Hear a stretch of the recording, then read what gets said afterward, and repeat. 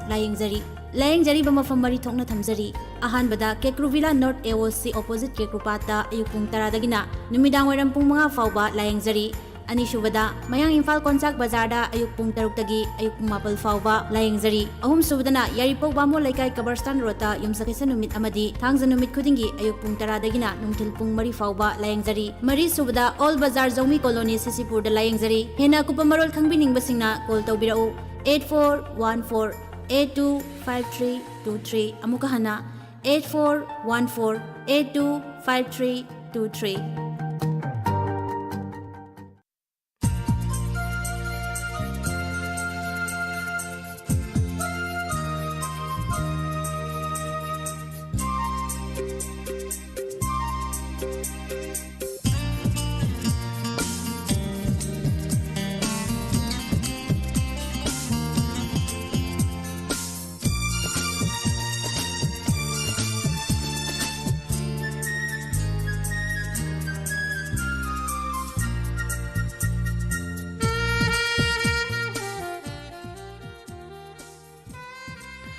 मखल मथल की थरुम क्या संदुक्तुना ताहंजरीबा से मेगाहर्ट्ज मरफुद्रामाथोई 10.2 संदुक्चरीबा डायमंड रेडियो खोंगजोमदगी संदुक्चबा रेडियो चैनल सिगी अनिसुबा थरुम परेंगनी अदोमना हौजिक ताबिरिबा से चैनल सिदा हौजिल आंथोक्चरी युमजगैसे निमित खुदिंगी थमजबा अदोमना SMS की खुतांग Deccan बिकिबा ताबिनिंगबा इसेगी थौरम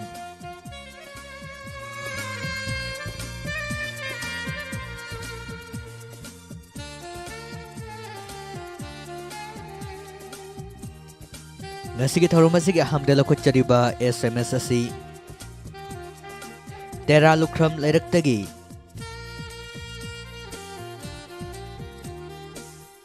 toibana khanbirakba isaini khanbirakliba isai si khuji film asidagi hamom sadanandana sakliba isai moirangtem hemantagi mayekta tomba thangjamna sairangba isai makak khanbirai lonana isai si diamond tabiriba khudingmakka taminasege haibirai kudol tamjari isai mayam puna taminasi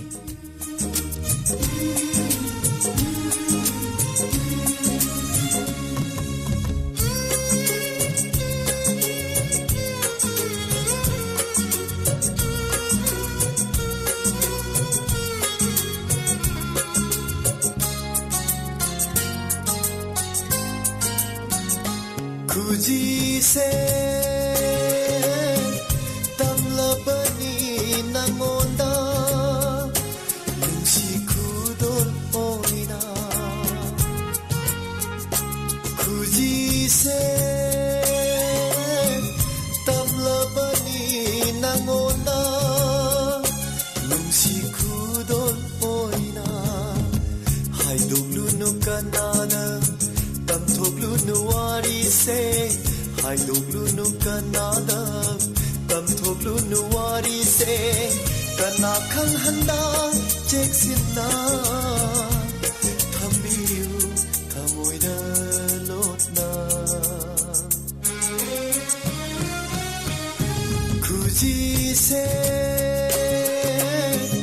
tamlabani nangonda nungsi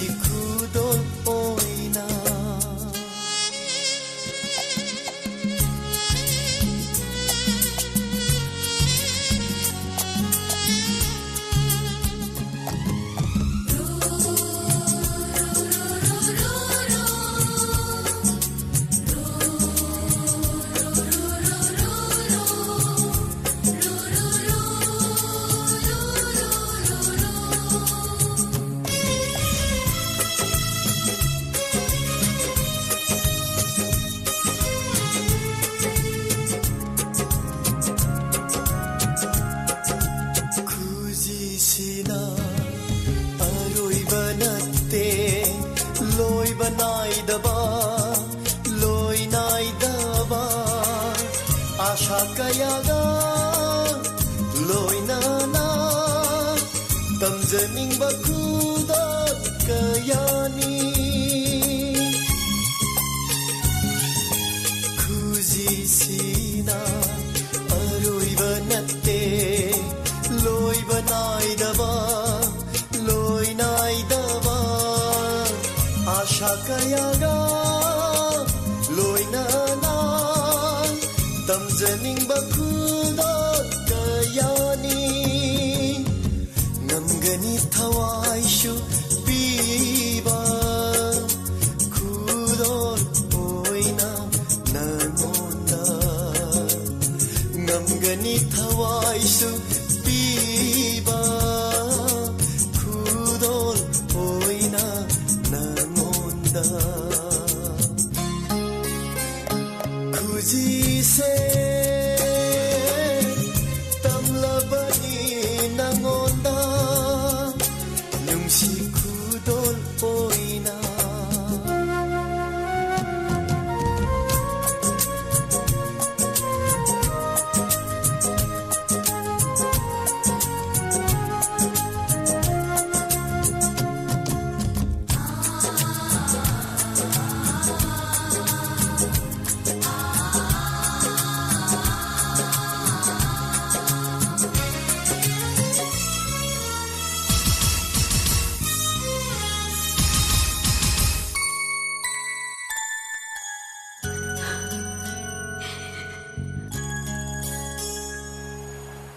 ꯈꯨꯗꯣꯜꯒꯤ ꯑꯥꯔꯊ ꯈꯪꯗ ꯂꯧꯁꯤꯟꯕꯤꯗ꯭ꯔꯕ ꯀꯔꯤꯒꯨꯝꯕ ꯋꯥꯔꯧ ꯍꯧꯔꯅꯤ ꯊꯃꯣꯏꯁꯤꯅ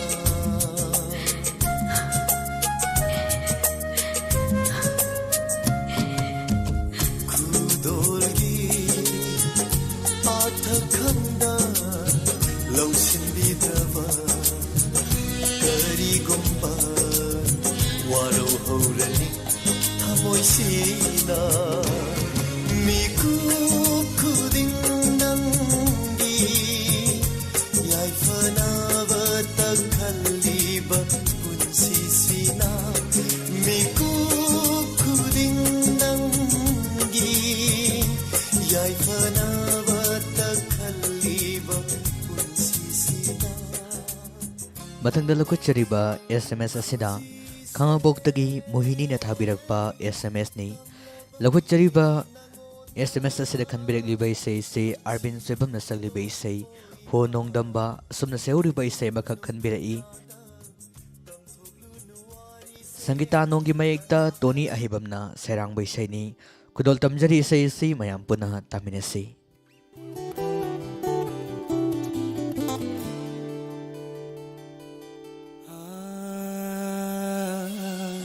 ꯊꯦꯡꯖꯤꯟꯕꯤꯅꯕ ꯂꯩꯇ꯭ꯔꯕ ꯊꯃꯣꯏ ꯑꯁꯤꯅ ꯀꯌꯥꯔꯛ ꯇꯦꯡꯊꯥꯈꯤꯒꯅꯤ ꯅꯪꯒꯤꯗꯃꯛꯇ ꯀꯔꯤꯒꯤ ꯑꯗꯨꯛ ꯊꯃꯣꯏ ꯀꯜꯂꯤꯕ ꯅꯪꯒꯤꯗꯃꯛ ꯂꯦꯞꯆꯈꯤꯕ ꯑꯩꯉꯣꯟꯗ ꯀꯔꯤꯒꯤ ꯑꯗꯨꯛ ꯊꯃꯣꯏ ꯀꯜꯂꯤꯕ ꯅꯪꯒꯤꯗꯃꯛ ꯈꯟꯖꯈꯤꯕ ꯑꯩꯉꯣꯟꯗ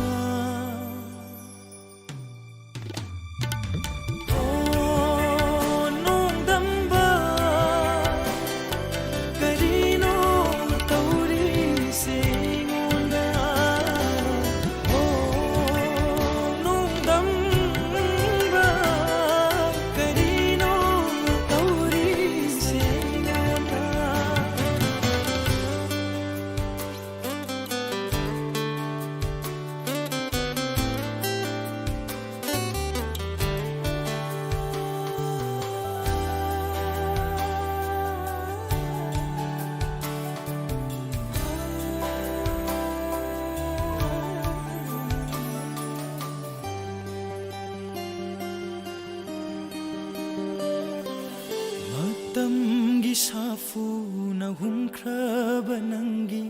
ꯊꯃꯣꯏꯕꯨ ꯀꯅꯥꯗ ꯇꯥꯏꯅꯔꯨꯒꯅꯤ ꯋꯥꯀꯠꯐꯝ ꯂꯩꯇ꯭ꯔꯕꯗ ꯃꯇꯝꯒꯤ ꯁꯥꯐꯨꯅ ꯍꯨꯝꯈ꯭ꯔꯕ ꯅꯪꯒꯤ ꯊꯃꯣꯏꯕꯨ ꯀꯅꯥꯗ ꯇꯥꯏꯅꯔꯨꯒꯅꯤ ꯋꯥꯀꯠꯐꯝ ꯂꯩꯇ꯭ꯔꯕꯗ ꯅꯪꯒꯤ ꯄꯨꯟꯁꯤꯅꯕꯨ ꯌꯥꯏꯐꯒꯅꯤ ꯈꯜꯂꯕ ꯆꯠꯈꯔꯣ ꯂꯥꯞꯅ ꯅꯤꯡꯖꯕ ꯃꯥꯒꯤ ꯃꯅꯥꯛꯇ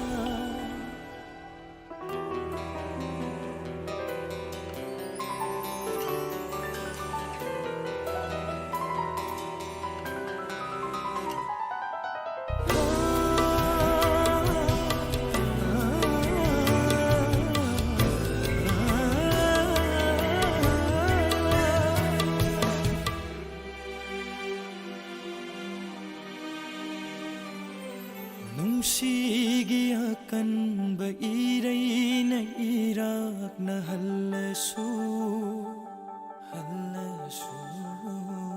ꯈꯥꯡꯂꯒꯦ ꯁꯥꯡꯂꯕ ꯄꯨꯟꯁꯤꯁꯦ ꯅꯪꯒꯤꯅꯤ ꯈꯟꯅ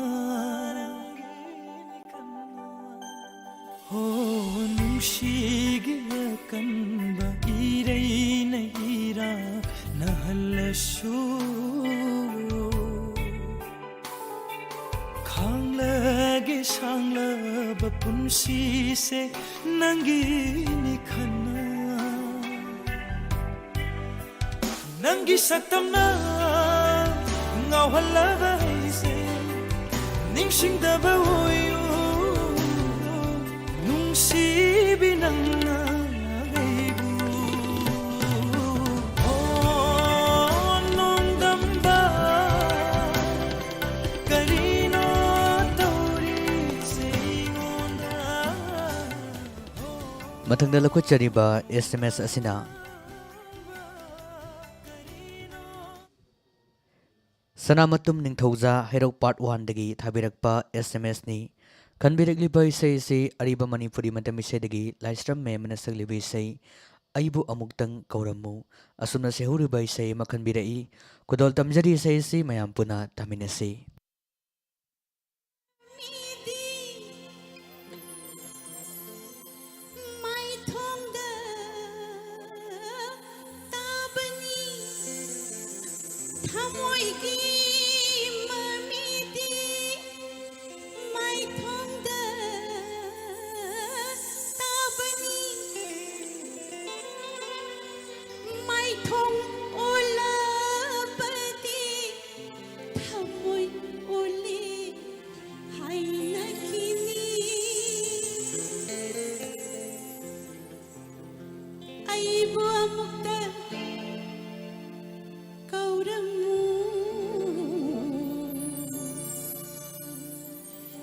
Câu ninh trơ bơ na trên na Karam li li hang lam Karam li li hang lam Maruk oi bay hau na sha Maruk oi bay hau na sha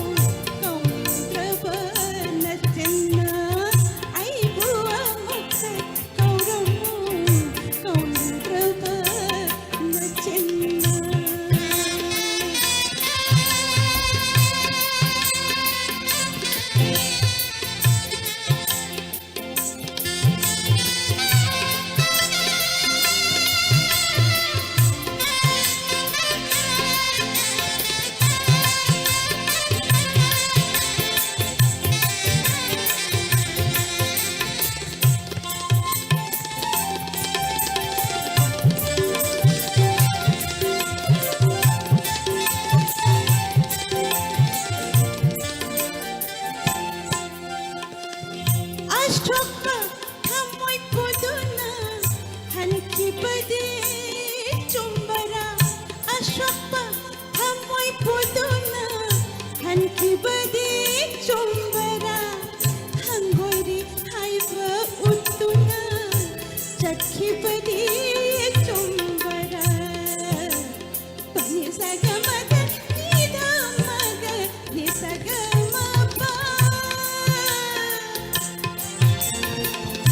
ಅಶ್ವಪ್ಪ ಥಮ್ಮೊಯ್ ಪುದುನ ಹಂಚಿಬದಿ ಚುಂಬರ ಹಂಗೋಯ್ರಿ ಹೈಬ ಉತ್ತುನ ಚಕ್ಕಿಬದಿ ಚುಂಬರ ಚಕ್ಕಿಬದಿ ಚುಂಬರ ಚಕ್ಕಿಬದಿ ಚುಂಬರ ಚಕ್ಕಿಬದಿ ಚುಂಬರ ಚಕ್ಕಿಬದಿ ಚುಂಬರ ತಾಯಿ ಬಂಗ್ಲೈರಂಗ್ ಕರೀನೋ ತಾಯಿ ಬಂಗ್ಲೈರಂಗ್ ಕರೀನೋ ಕೆಂಚಿಪನ ಮಶಿಲ್ನಿ ಕೆಂಚಿಪನ ಮಶಿಲ್ನಿ ಐಬು ಮುಕ್ತ ಕೌರಮೋ ಕೌಂದ್ರವ ನಚಿನ್ನ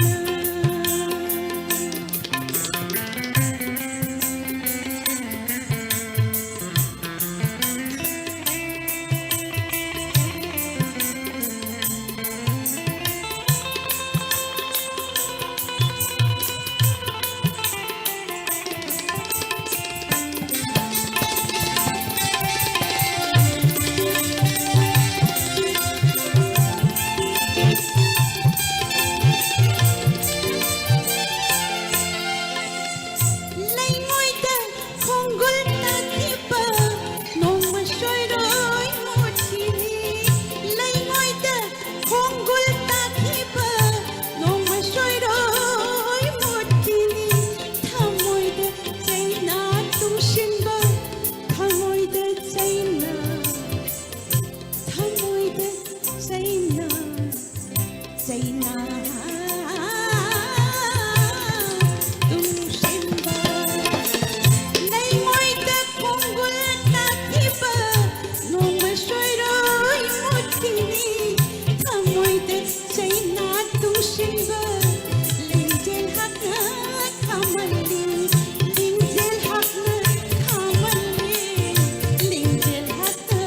ಹಾಮಲ್ಲಿ ಲಿಂಜೆಲ್ ಹತ್ನ ಹಾಮಲ್ಲಿ ಲಿಂಜೆಲ್ ಹತ್ತ ಹಾಮಲ್ಲಿ ಪುಲ್ಶಿ ಲೈರಾಂಗ್ ಇನಿಲೈ ಪುಲ್ಶಿ ಲೈರಾಂಗ್ ಇನಿಲೈ ನೋಂಗ್ಲೈ ನುಂಶಿ ꯉꯥꯏꯕꯅꯤ ನೋಂಗ್ಲೈ ನುಂಶಿ ꯉꯥꯏꯕꯅꯤ ಐಬು ಅಮುಕ್ತ ಕೌರಮು ಕೌಂದ್ರವ ನಚಿನ್ನ ಐಬು ಅಮುಕ್ತ ಕೌರಮು ಕೌಂದ್ರವ ನಚಿನ್ನ ಕರಂ ಲೇಲಿ ಹಂಗಮು ಕರಂ ಲೇಲಿ ಹಂಗಮು ಕರಂ ಲೇಲಿ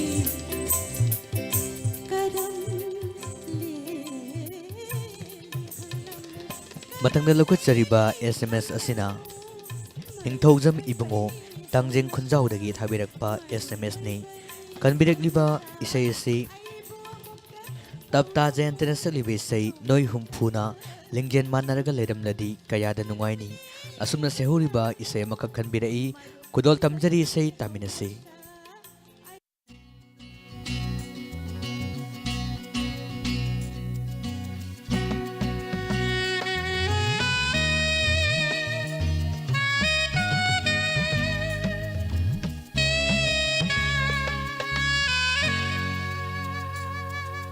Noi kumpuna puksel dinaraga leiramati kayada nungaini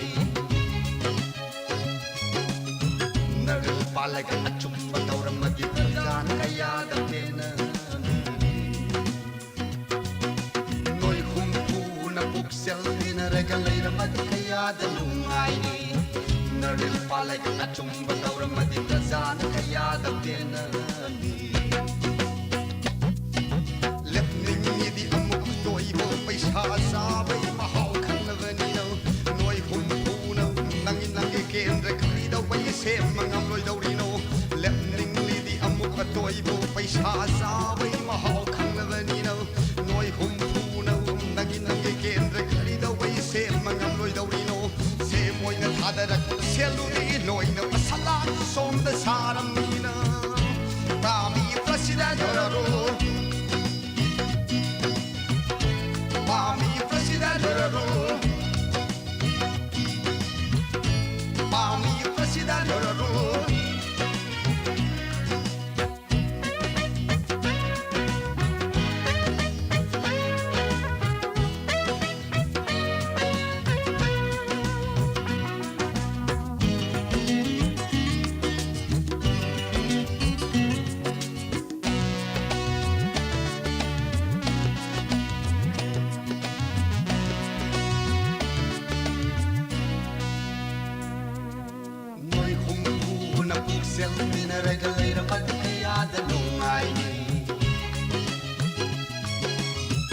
Naril palaga at sumpalaw ramadi Prazan kaya damina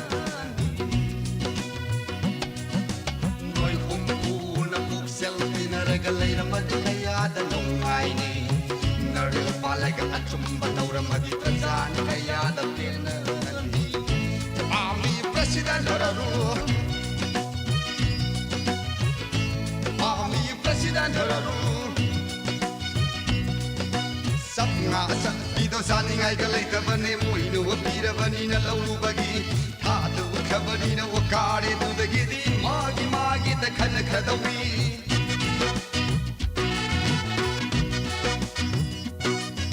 Sab nga sa dito sa ningay galaytabane mo inuwapirabani na laulubagi Hatu kabani na wakari dudagidi Magi magi takhan khadawi Pirabani na ulaw thoklu rasu Kharadi khallaga thadana rasi bot Pirabani na ulaw thoklu rasu Kharadi khallaga thadana rasi bot Hela hela hela hela Ay koi tummaga lay kisiro Paisa na koi se lay halasiro Isagi hatti yon thokraga mong pammasiro kap kisiro Ay koi tummaga lay kisiro Paisa na koi se lay halasiro Isagi hatti yon thokraga mong pammasiro kap kisiro Kara kara kanarasi ay koi thadana ramdai da koi loin pot Kara kara kanarasi ay koi thadana ramdai da koi loin pot Kara kara kanarasi ay koi thadana ramdai da koi loin pot Kara kara kanarasi ay koi thadana ramdai da koi loin pot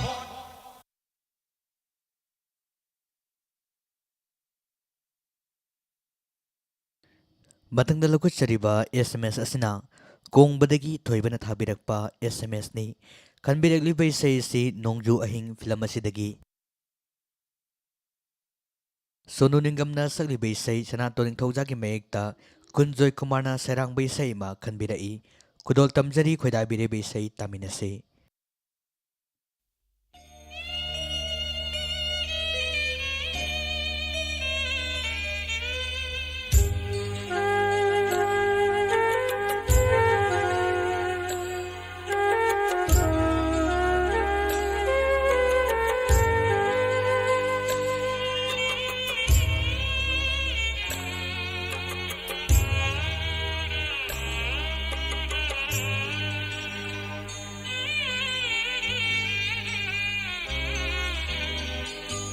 Maida yoliba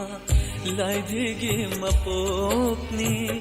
mamal piraga laidigi nangbo sanabiki pendri bhav eko chale khanna agiya pamba tingbangam jakhide lok maida yoliba laidigi mapokni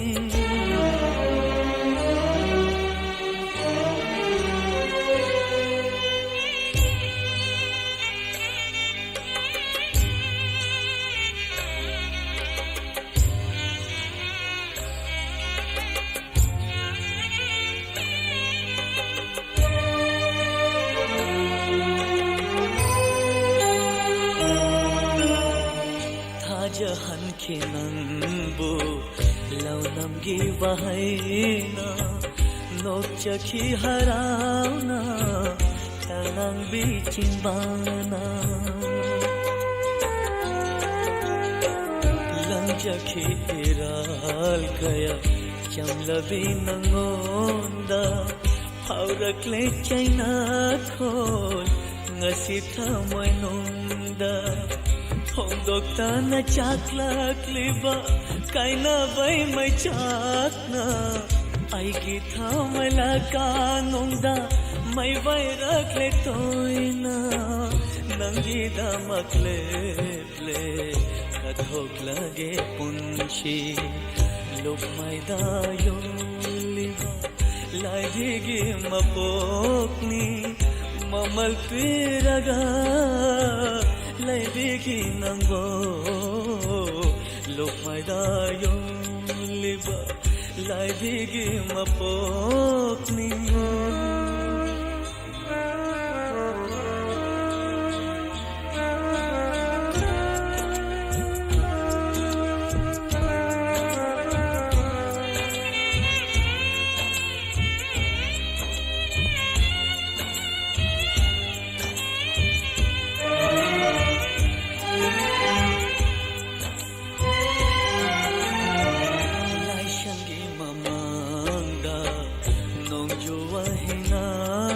दा हागे गुम खंदूना लैपुनो खिबानी चमजरबी नंगे नुंशिबाना पुनबिरे थादोक panamlaroy punshi chupasigi ahinkaya kapna kapna nahak na likhiba nangi na takhangna khangna lachabangam khide pongi chekla gumbani nangi aigi mapo lokmaida yolibu laigi mapokni mamal piraga laibiki nangbo salbiki pendri phao eko chal khanna aigi apamba thingbangam jakhide lokmaida yolibu laibiki mapokni lokmaida yoliba laibigi mapokni lokmaida yoliba Mathangda mulakusari waiku film asidagi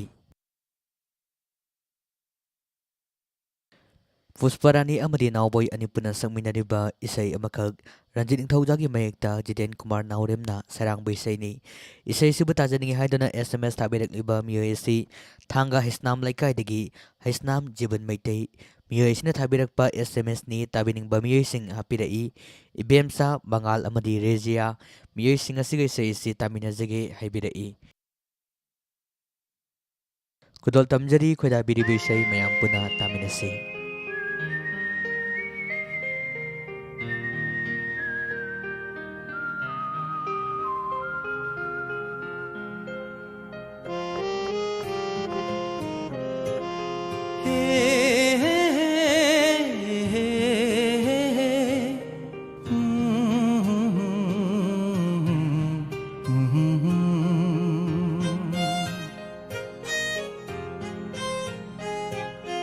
Karamba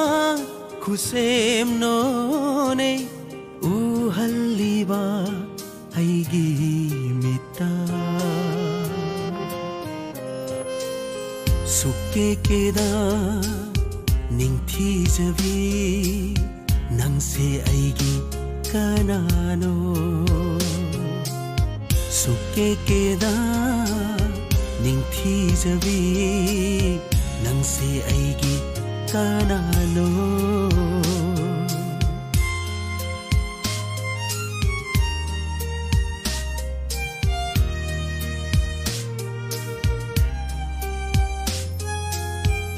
uriba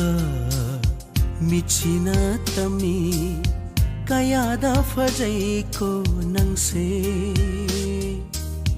kayada ningthi jai nangse khaliba wa khalsina hairi khoirang jai nung si jai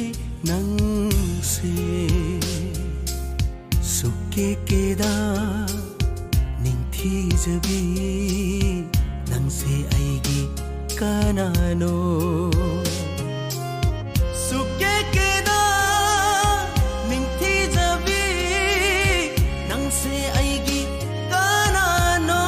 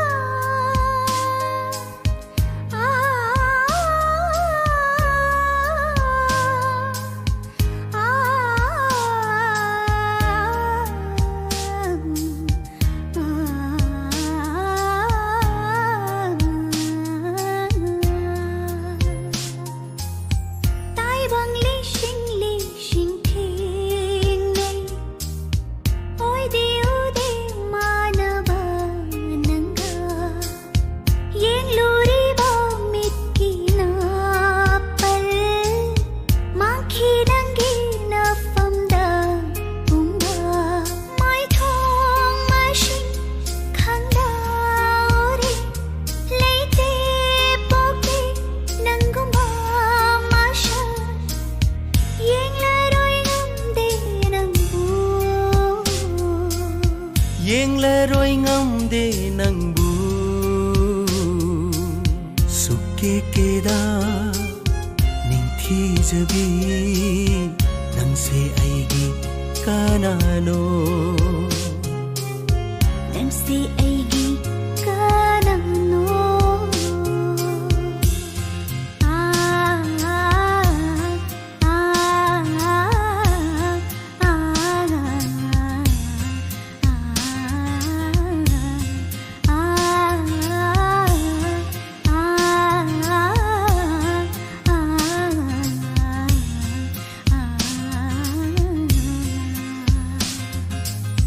Kufet kafe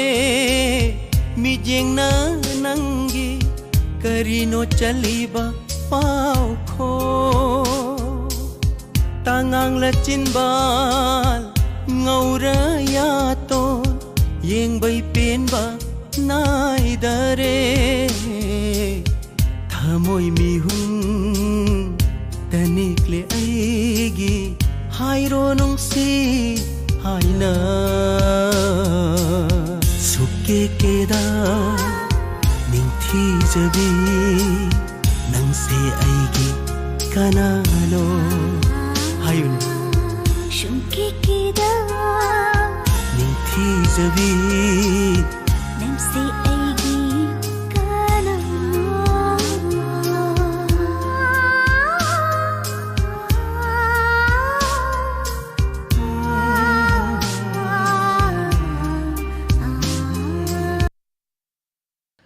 ꯃꯊꯪꯗ ꯂꯧꯈꯠꯆꯔꯤꯕ SMS ꯑꯁꯤ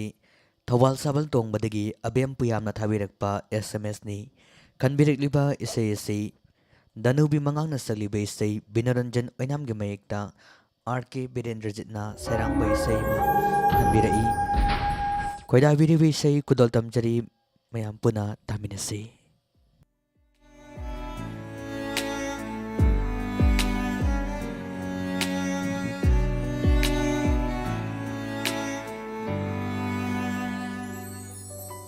Sigani haiba kauduna hingliba taibang pusini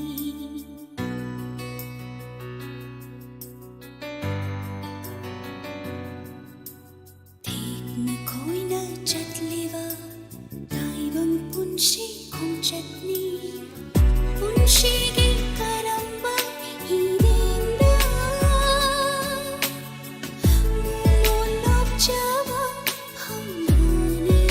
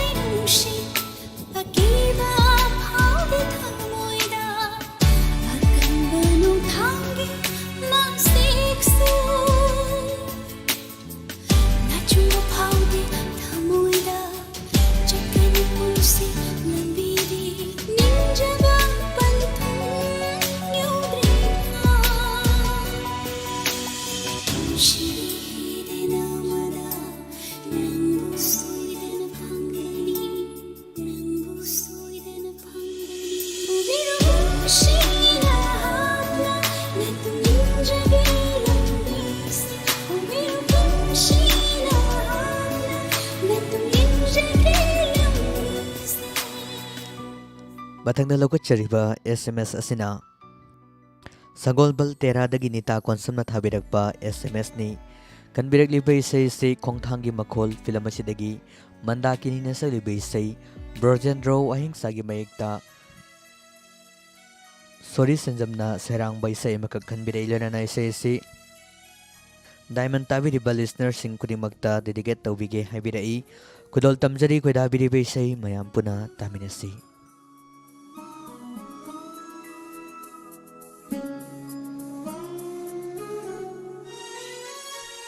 ahong banairiba pukcheluna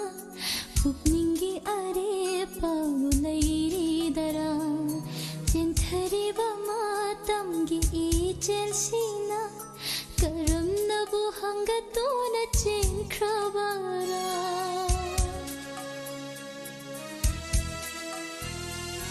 ahong banairiba pukcheluna pukningi arepa ulairidara lairidara lairidara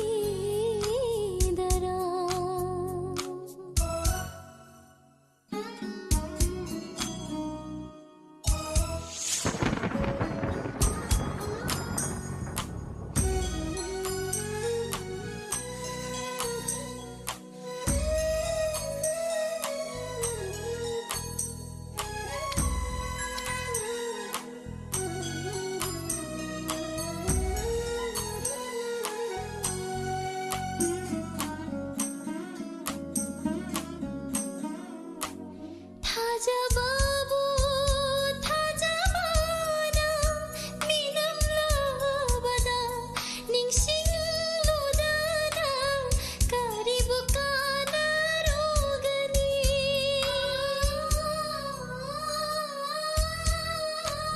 Thajababu thajabana minam labada ningsingludana karibu kana rogani hamningi tajengno punsigi arthabu karino ngasita khanglakle punsigi masakse ngasita khanglakle punsigi masakse hingli haibagi penthoktuna ahong banairiba pukchelduna pukningi arepa ulairidara chenthariba matamgi ichelsina karamnabu hangatuna chenkrabara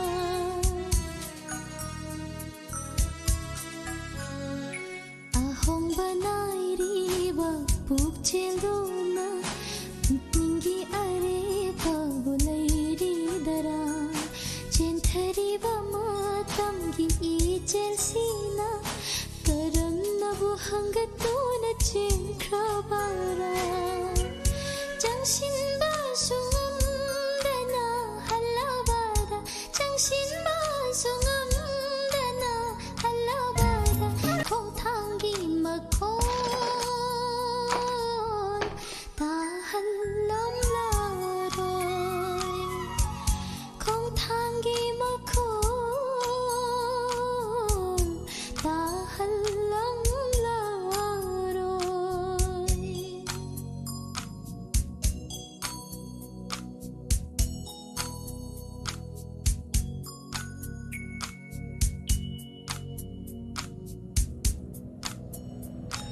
Sandokjariba thoram asigi aroibda lawkatchariba SMS asi Wabagai Marembam Laikai Koizam Tababina Tabirakba SMS ni kanbirakliba isay isi kauragi film asidagi Madurina sagliba isay Arkela Sagol Samgi mayekta Rambi Thaunana sarangba isay amakak kanbirai satke haina kankinu asumna seuriba isay isi kanbirai koidabiriba isay kudol tamjari mayam puna taminasi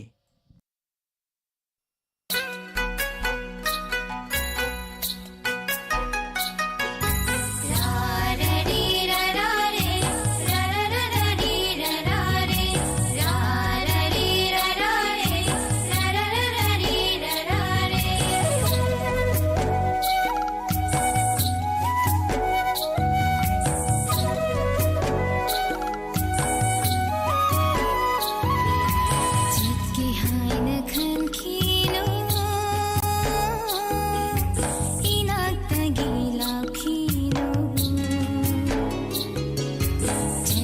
haina khankinu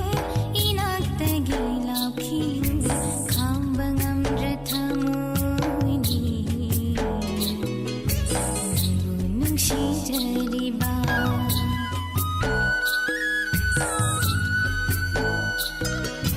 jatki haina khankinu inaktagi laukhinu khambangam rathamoini nungshijariba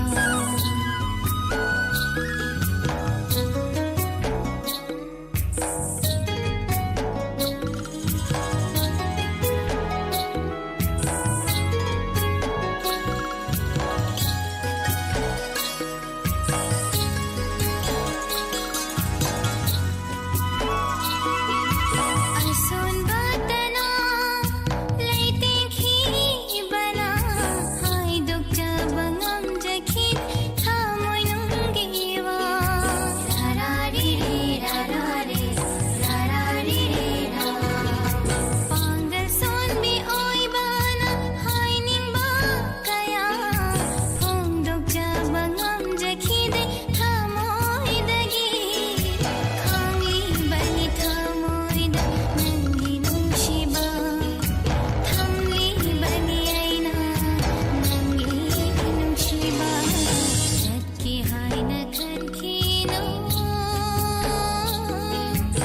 inaktagi laukhino jatki haina khankino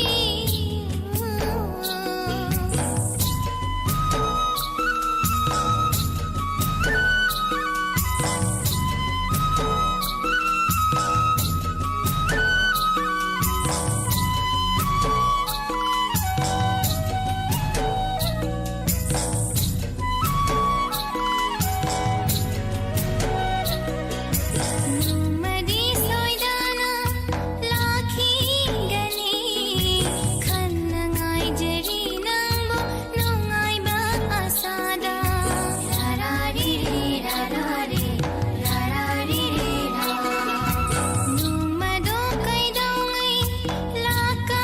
dage khangbaware di nangbo nungshibana thamli bani thamoy da nangbu thajana khangli bani aina nangi nungshiba jatki haina khankino inaktagi laukhino jatki haina khankino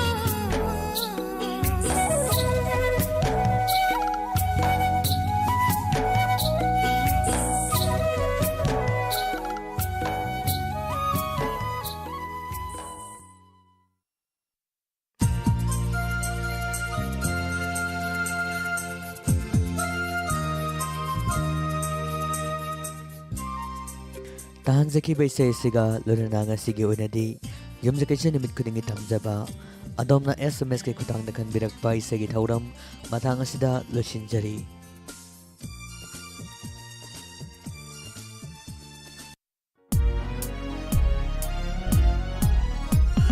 Laikhasuna satlaba laikolni Kanglup kayagi itin fammi khenaba laitraba hakchangi thawaini Diamond FM Radio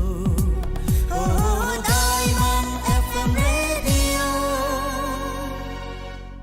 91.2 Diamond Radio Channel Fangbiragani AV Helium House near Gozen Computer Khongjom Bazaar haiba mafam asida fangbiragani luhungbagi item makal suna fige rani thambal khok wangkai fi muka suite loinana discount su 10% pizari nupagi muka faizom kurta lengyan fi su fangbiragani loinana deva karma soraki item fi makal suna su fangbiragani akuppa marol gidamak call tawbirau 8014761758 amuktanga hana 8014761758 loinana 883708 3967 amutanga hanna 8837083967 मियाम पुनमुख के मफमदा MSPDCL की माइकैदगी करिगुम मतंग खंगनजरी हौजिग असि लौमिसिंगी लौरोक पंथा ओइबा मरमना लौमिसिंगना लौ येबिबा मतमदा सरक की मताइदा पूरिबा IST wire अमदी LT wire सिंग मथक्ता लौ येबिगी machine सरू कामखतपीबा दु यारिबा मखै कामखतपीदनबा लौ येबिगी machine सिजनरिबा अमदी लौमिसिंगी माइकैदा MSPDCL की माइकैदगी मधु तौबीदनबा नोलुकजरी हारिबसिंग असि लौमिसिंग अमदी लौ येबिगी machine सिजनरिबसिंगना आइनगी मतुंग इना चैराक फंगनी इंजिन सिजनरिबसिंगनसु अदोमना लौदगी कारकपा मतमदा अदोमगी मेचिन पुखलकपा लैपाकसिंग अदु सरक की मतक्ते यारिबा मखै तहनबिगनु हारिबसिंग असि सु थेंगनरबदी आइनगी मतुंग इना चैराक फंगलगनी लौमिसिंग की ख्वाइदगी मरु ओइबा लौरोक पंथा असिदा लौमिसिंग लौ येबियु अदुबु लंबीगी मताइदा पूरिबा इलेक्ट्रिक वायर की मतक्ते चरु कामसनबिबा असितंगदी तौबीदनबा नोलुकजरी मसिदगी महिौ लांग पोकथोकपना मरम ओइरगा हौजिक नुमिदांगी मतम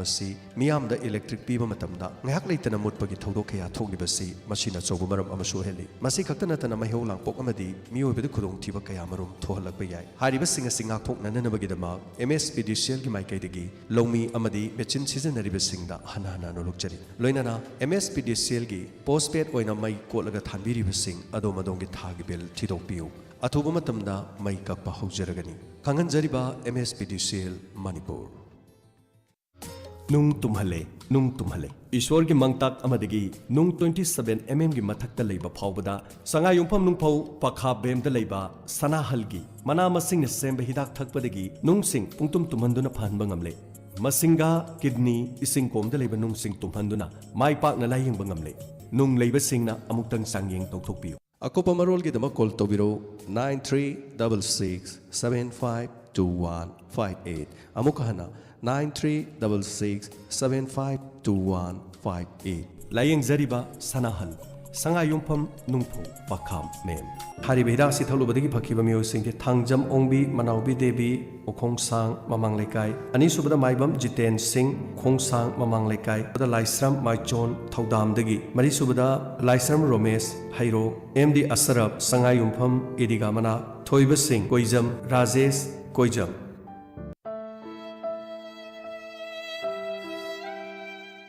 कुमोन फिरोय की पाउजेल हौखिबा सहीद लैखिद्रबी खांगाबोक पार्ट 2 मया लेकाइद लैबिरंबी मोइरांगथेम थाबा देबीगी चहिगी कुमोन फिरोय की थौरम सागै असिगी मी लैतबा यावबना मरम ओइरगा मतम खरा यैथोकलुरबा मतुं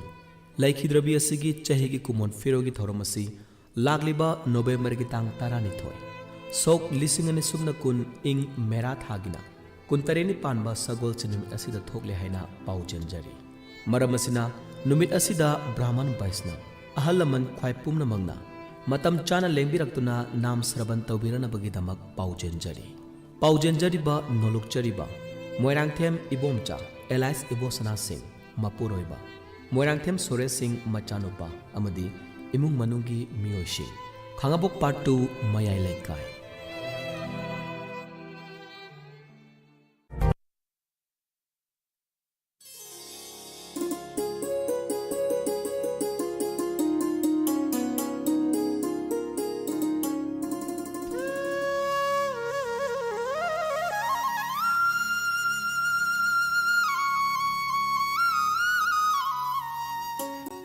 मखल मथल के धर्म क्या संदोक्तुना तहंजरीबा से मेगाहर्ट्ज मर्फ ड्रामा थोई 10 मिनट अनिदा संदोक्चरीबा डायमंड रेडियो खोंगजोमदगी संदोक्चबा रेडियो चैनल सिगी अनिसुबा थरम परिंगनी अदोमना ताबिरिबा से चैनल सिदा हौजिक लांथोक्चरी ममांगदा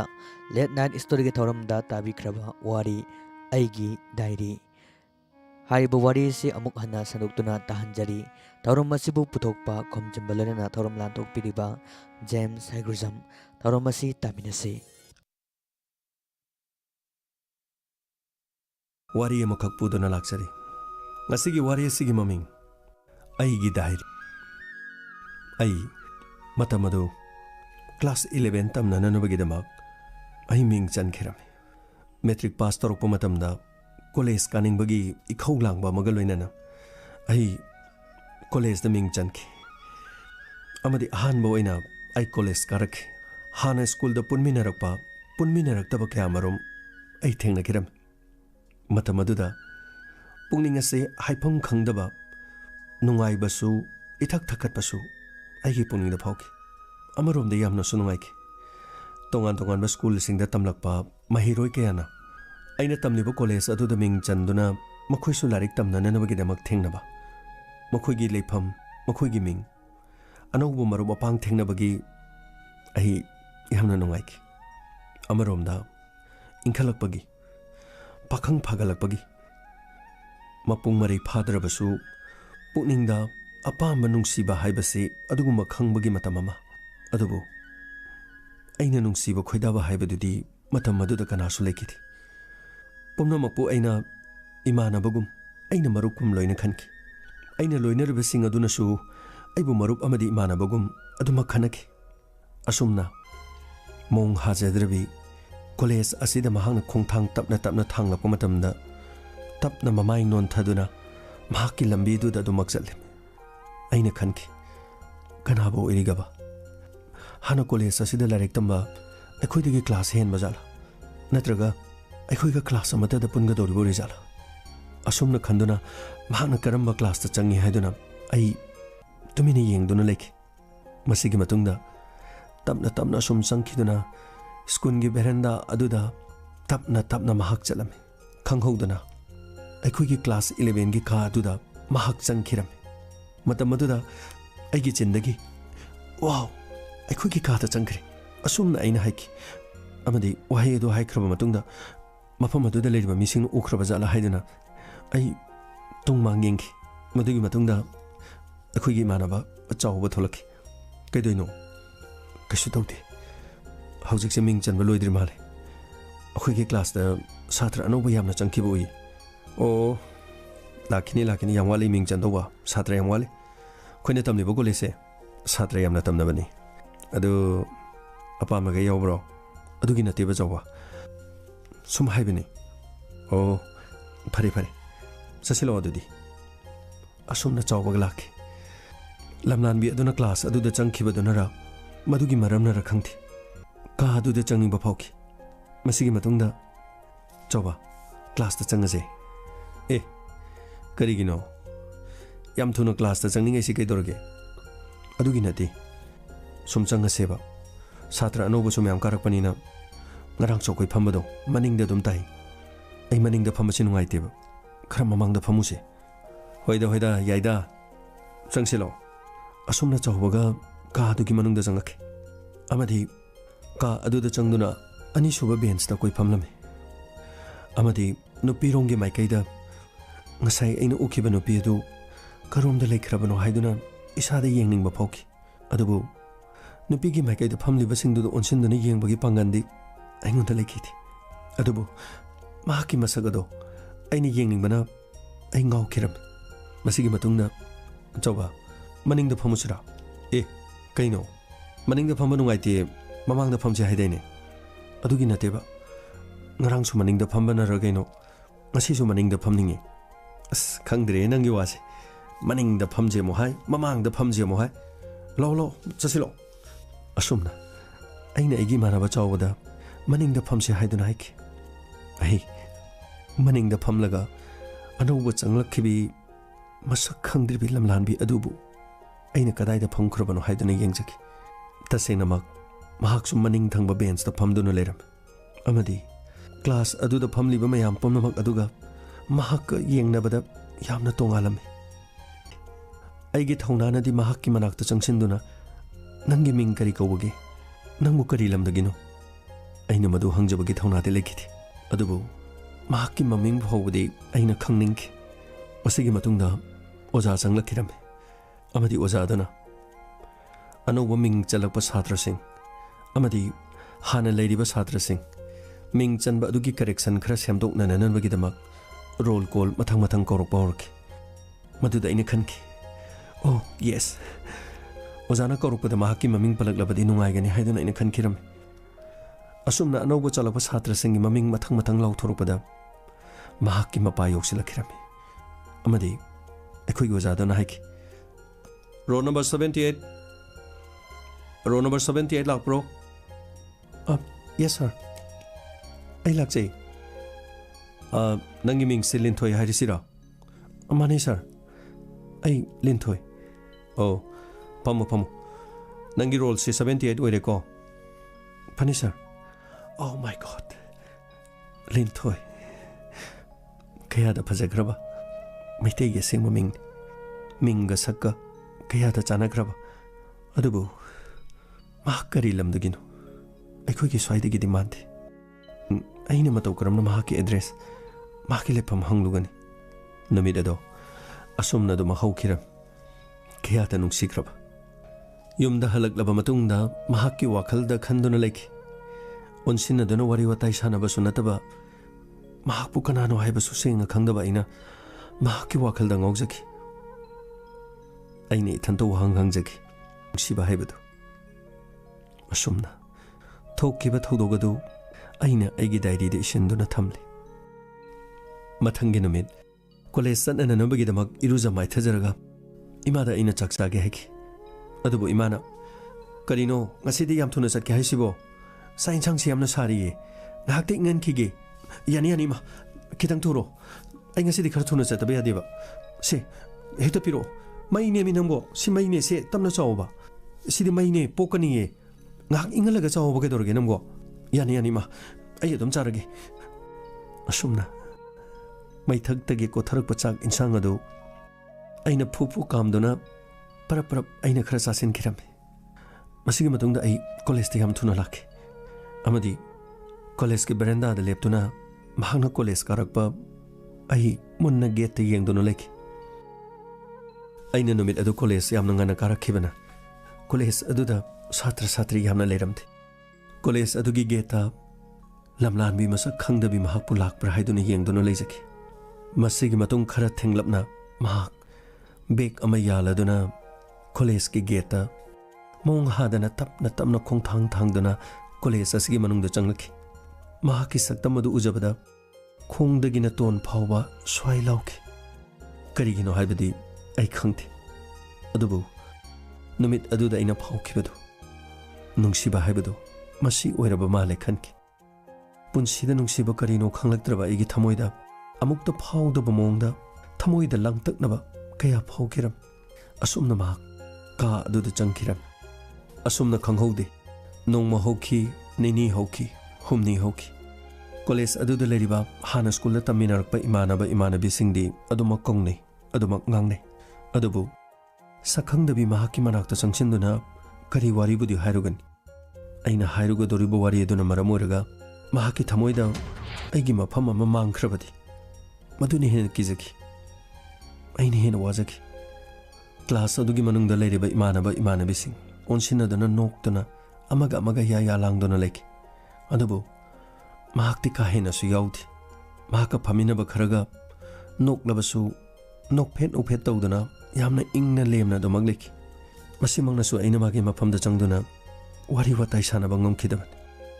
महाकी चिंग लेमलबा मोंग मत उदना अइबु अमुक हेन वहनखि अइंगोंदा अकीबा मसु पोहनखि संगसिनदुना वारी सानरुरगा करी हाइरकनि अइगी वाहिना करिगुम खरा सोइख्रबदि हाइदुना अइनि हेन वाजखि नुपा अमना नुपी मगे मफमदा करी वाहि हाइरगा मथौ करमना नुंसि हाइना फोंदोकु जान असिगुम्बा वाफम फावबा अइना दम खनखि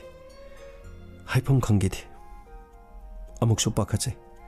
कॉलेज असिदा महि तमलिबा इथक थोंबे यामबसिंग मखोइना महाकी सक्तम उदना मखोइना सु ngauख्रबदि अइंगोंदगी हाना मखोइना फोंदोख्रबदि असिगुम्बा खलुबदा अइ हाइफम खंगेदि करिगिदमक्तन अइगिसु ओइद्रिबि महाकपु अइना सु खंबलुरिबा असुमना कॉलेज अदुदा महाक लाकपदगी नोमाइजिंग फावबा सुति ओहेनिंगदबा फावखि महाक ओनसिनदना वारी अमुक्तंग सानरबदि हाइदुना अइना खनखि अदुबु अइगी थौना लेखिदि अइना निंगजरिबा अइना खंजरिबा पुंबा अइगिना लुना तिनरिबा अइगी इमानबा चावबदा फावबा अइना हाइदोखिदि अइना तिनरिबा अइगी इमानबा फावबदा वारी से हौदोक्तुना वारी साबा ngomदबा अइना लमलानबि मागी मनाक्ता चतुना मागी ममांगदा लेपलगा लिंथोय अइ नंगबु यामना नुंसि मतौ करमना हाइरुगन अइ करी मतौ ओइद्रे सुमनतंगी class 11 खक कारिबा mahiroi amakhak aduga ima Lukharabi naitom pokchaba wana haurakpa imagi maning thunghanananabagidmak matik chaba mi ama oige haiduna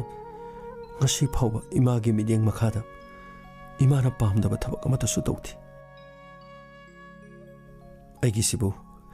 imana ningniba manglana sibu hondoklamlaga nungsi nungonda mai lekhiduna imagi ningba singa sibu kairagadra kaihanbadi yade imagi ningba su thungangani ai mi mo oinananugidamak ai thawai yauna laik pagani aigi phirepti honglamde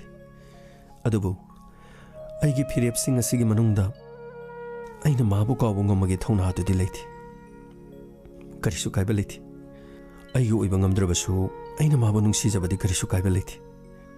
asumna nongma hauki nini hauki tha taruklom haukiram masigi matungda school da subject amagi test amakak pangthuki hariba test aduda aina khwaidagi hena mark phangki matam aduda ojana ibu mayam mamangda kokthoraki tongan tongan be school dagi lakpiriba chhatra sing manga nanga se egi subject asida khwaidagi mark yamna wangna phangli base mahak se ICSLC examination da mahak ki school aduda 89.6 mark phanglaki ba chhatra man mahak kumba chhatra aikhoi gi college asida ming chalakpase aikhoi gi su yamna chokthok chaningai aduga mafam asida leibiriba chhatra chhatri sing mangal gumna mark phangnana bagidama honabiu manga yare nangi phamam na phamlur thank you sir asumna aina egi phampham tana laki matam maduda maning da phamlibi lenthoi tha taruk school aduda lairik taminarakpada nongmata ibani mit chanakidi adubu numit aduda aigi phampham da ina lakpa matamda mahaki taru raba misna ani aduna aigi maithong de yenglaki michana ba haibadu oiki amadi mahakna no petawduna aingonda mona yenglaki aigi thamoida nungai bagi pankhai lekidi amadi aina sumangonda momo noki masigi matungda aigi phampham da phangki masigi matungdagi yamna nungsigi ba mekup amadi asumna class ta ojana lairik takpa matamda phagi torokpa matam aikhoi mayam punna nokpa matamda aina linthoide hektamagi yengloi mahaksu ingonda onsilaktuna hektamagi yenglaki masigi matungda nomi tawduna mamai hektama leithuki asumna class aduda wadi ngangnadana ojana phagi torokpa matam natraga class aduda imanabi singna kariguma phagi torokpa matam mayam wa laune noklabasu ibani hauna ruba tawdana hektamak aduma gengnaki ibani mi chana ba haibadudi oiki adubu sangchinduna mongonda wari saduna mahakpu kari lamdagino haiba phawba ina hangbadi ngamkiti ai kari lamdagino mahana sunongmata hangkiti college aduda tamleba chhatra chhatri pumnamak mobile paina bana ayaman internet YouTube social media adubu linthoi nongmata mahakki makhutta mobile paiba udi sangchinduna mobile paibra hangadabasu aina hangoiba phawki asumna sakhangdabi lamlanbi mahakki mawong mataw aduda aina pungaw ngawjaki masigi matungdagi asumna matam khara hoki college ta thengnaba matam mahaksu aibu ubada khaji adumak noklami aisu adumak nophet tawduna mahakki pakhom piki adubu changchinduna mahakki manakta phamlaga wari watai sanabadi karigo mamata ngamkiti amaromda class 11 akhoi yamna mature oiba matam amadi nati ihei ising tamgadaba lairik ta thawai yauduna leigadaba matam amani maduda nungsi nungonda luptuna maikai adomda chatkrabadi mahiroi amagi punsi adu lama khangda mangadoriban adubu sanglaba matam adu asum haukibada class 11 gi examination loiki masigi matungda class 12 amukaraki sahi ama haukibasida nahakpu kadaidagino nakhoigi lekai maming kari kawugi nakhoigi ima baba maming kari kawi ai nongmata hangba ngamkiti mahakna so aduguma hangbagi tanja amata su pigiti tasengna harabada aina hangkitabagi urambasu natraga mahakna losilambo urambasu adubu wahangsing asi isai thanta hangjagi अमरोमदना class 12 examination असिदी यामना लोब examination इमागी मंगलान अममम फाउंगना ननबगिदमक अहिंग कया कया लारिक पाखि मीगी इमुंगदौना इमानब इमानबी सिंगुमना अफबो ओजागी मनाक्ता ट्यूशन चटपा अहिगिदी गदाइदगिनो साक इसिंग खरा चारिबा इमालु खराबिनो होनरिबा सिना अहिगिदी मसिदगी हेनबा लैथि अदुबु ओजाना क्लास ताकलिबा सिंग अदु मुन्ना नैनबा ओजा सिंगी मनाक्ता चतुना स्कूल दा खरा खरा हंगबा मसिना तना अहिगिदी उपाय लैखिदि असुमने इमागी अनिंगबा पामा सुलैबनिना अहि लाइरिक ता थवाई यावनो होनकी कॉलेज के नोमा फ्रेशर्स मीट अमा पांगथोकनी हाइदुना तोरमी मतम अदुदा फंक्शन अदुदा ऐसु इसै मतंग सके हाइना खनकी वाफम असे आइना आइगी इमानबा चावबदा हुदोकी चावा फ्रेशर्स मीट आई इसै मतंग सकेना खले ए यामनो फबई वानी गैनो ऐसु सकाइगेना खलिनी आइदी आइंगबा तपगम ता सवै अरांगबनी खाइबने इन सकतोइ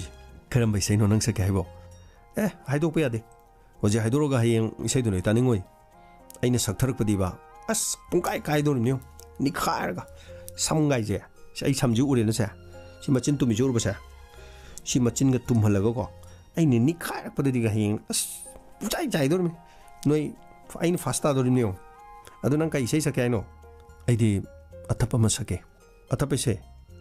भरेनी अदु हायें सोइदनबा सि काजिदा मतियम तंगो अइ मतियम ता तागेबा होजिक सौपी काइजेदा मी आइनी से सौका तारदी से बेरेंदादा लेरिबा छात्र मयाम से चंगादी कमाइ दौनी अदु फरिनी गइनो मयाम सु चंगानी होजिक त सहोरनी रिहर्सल गुमनी गइनो हायेंना सकप मतम दसु मयाम खुबा खुनबा सलो सलो तागेसे मतेमा नंग महिदैने सलो इकाइजेदा जबा असिदा कोई क्लास के छात्री खर सोसिते लेई मोइ चंगादी काइजेबा अस यारे के सन्नरनुबा मतेम सलोसेको अदुगा आइना सकद बिसैदो अदुसु सकाइरके से नंगे हाना सलोसे करी से नंग सकतुइबो यामना तपैसैनी याम इंगबा यामना तप होइनी होइनी नंगना तप सकतना कदाइदि अरांग बसेदि सलानी सो सो अतपोरसु सलोसे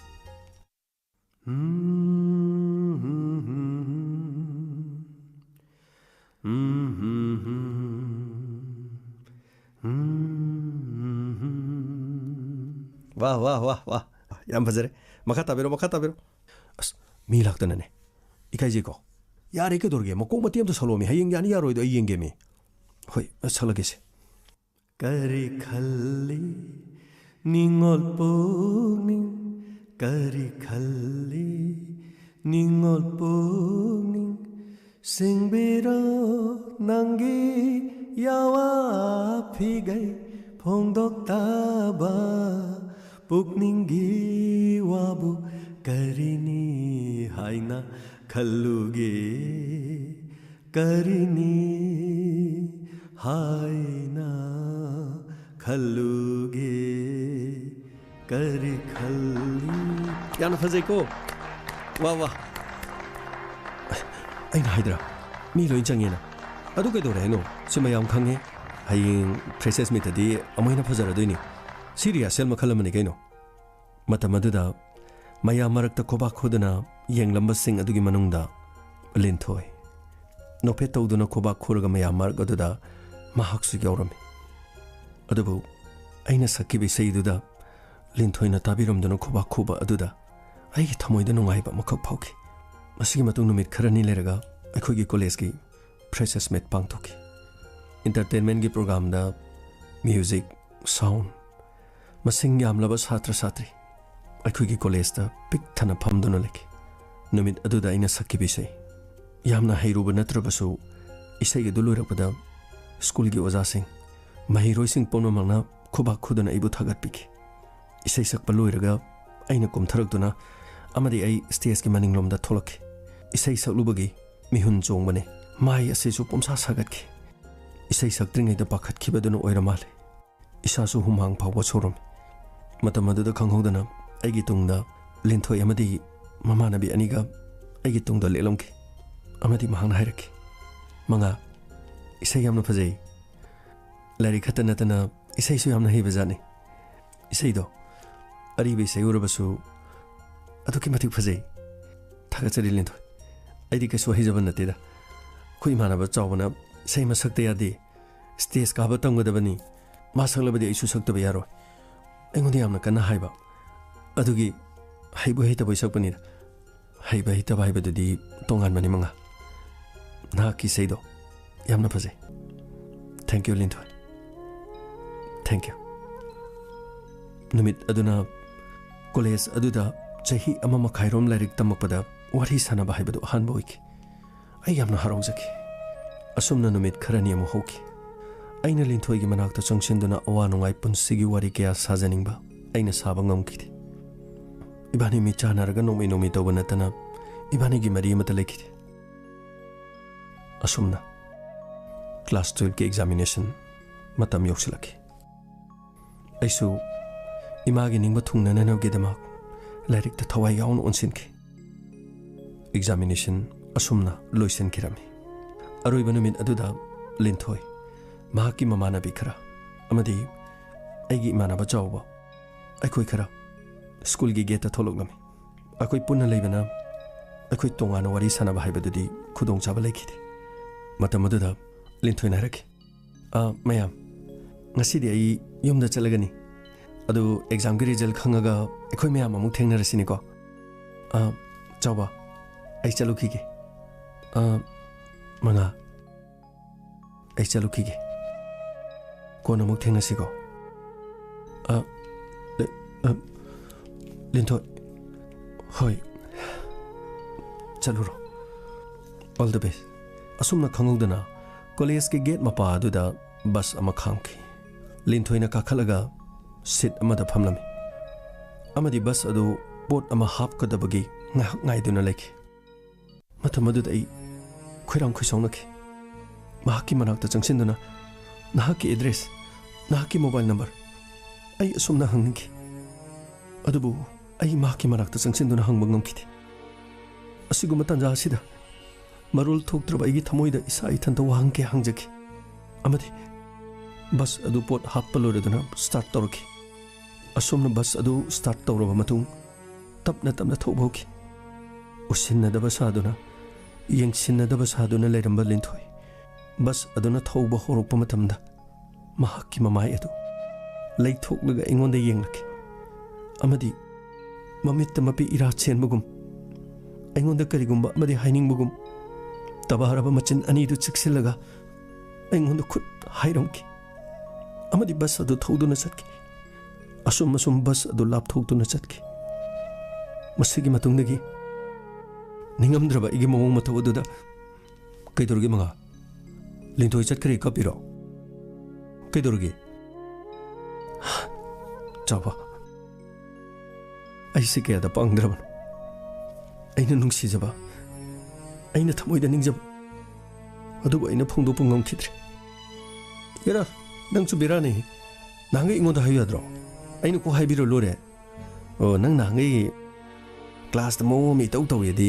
ꯅꯪ ꯑꯁꯤꯗ ꯍꯣꯞ ꯆꯥꯔꯤꯖꯥꯠꯅꯤꯅꯦ ꯑꯩꯉꯣꯟꯗ ꯀꯣ ꯍꯥꯏꯔꯗꯤ ꯉꯁꯥꯏ ꯅꯪ ꯆꯪꯁꯤꯜꯂ ꯍꯪꯉꯣꯏꯗ꯭ꯔꯣ ꯅꯪꯁꯤ ꯅꯔꯤꯟ ꯌꯥꯎꯗꯦ ꯑꯗꯨ ꯑꯣꯏꯔꯗꯤ ꯋꯥꯖ ꯇꯥꯕ ꯅꯔꯤꯟꯗꯨ ꯌꯥꯎꯗ꯭ꯔꯗꯤ ꯋꯥꯖꯧꯋꯣ ꯆꯥꯛꯆꯧꯋꯣ ꯌꯥꯔꯦ ꯁꯤꯇꯣ ꯀꯩꯁꯨ ꯈꯜꯂꯨꯅꯨ ꯑꯦꯛꯖꯥꯝ ꯍꯥꯏꯗꯣꯛꯑꯅꯤꯗꯅ ꯃꯥꯔꯛꯁꯤꯠ ꯂꯧꯕ ꯂꯥꯛꯀꯅꯤ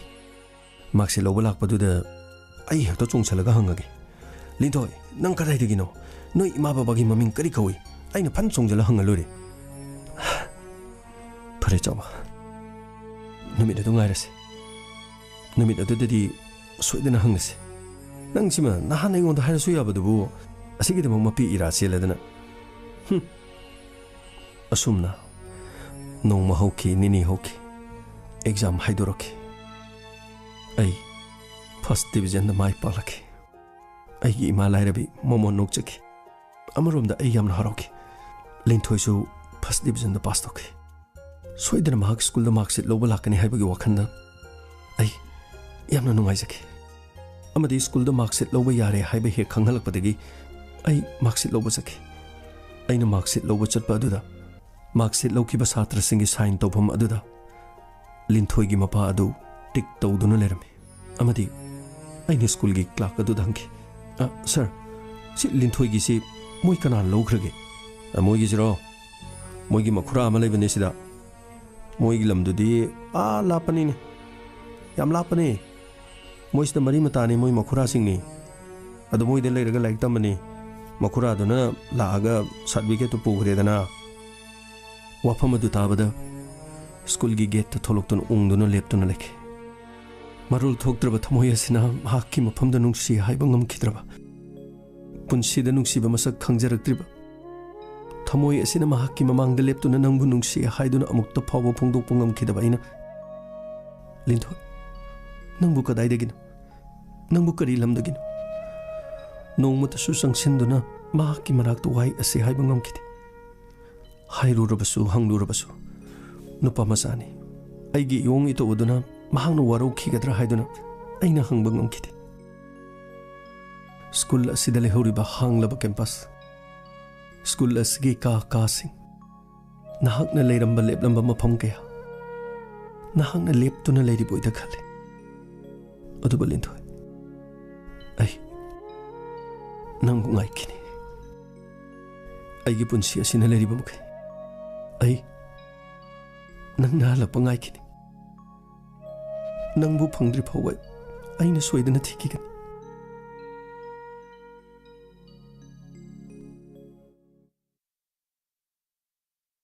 हौजिक ताबिख्रे अइगी डायरी तौरम असिबु पुथोकपा खोमजिंबा लोनना थरोम लांथोकपिखिबा जेम्स हेग्रिजम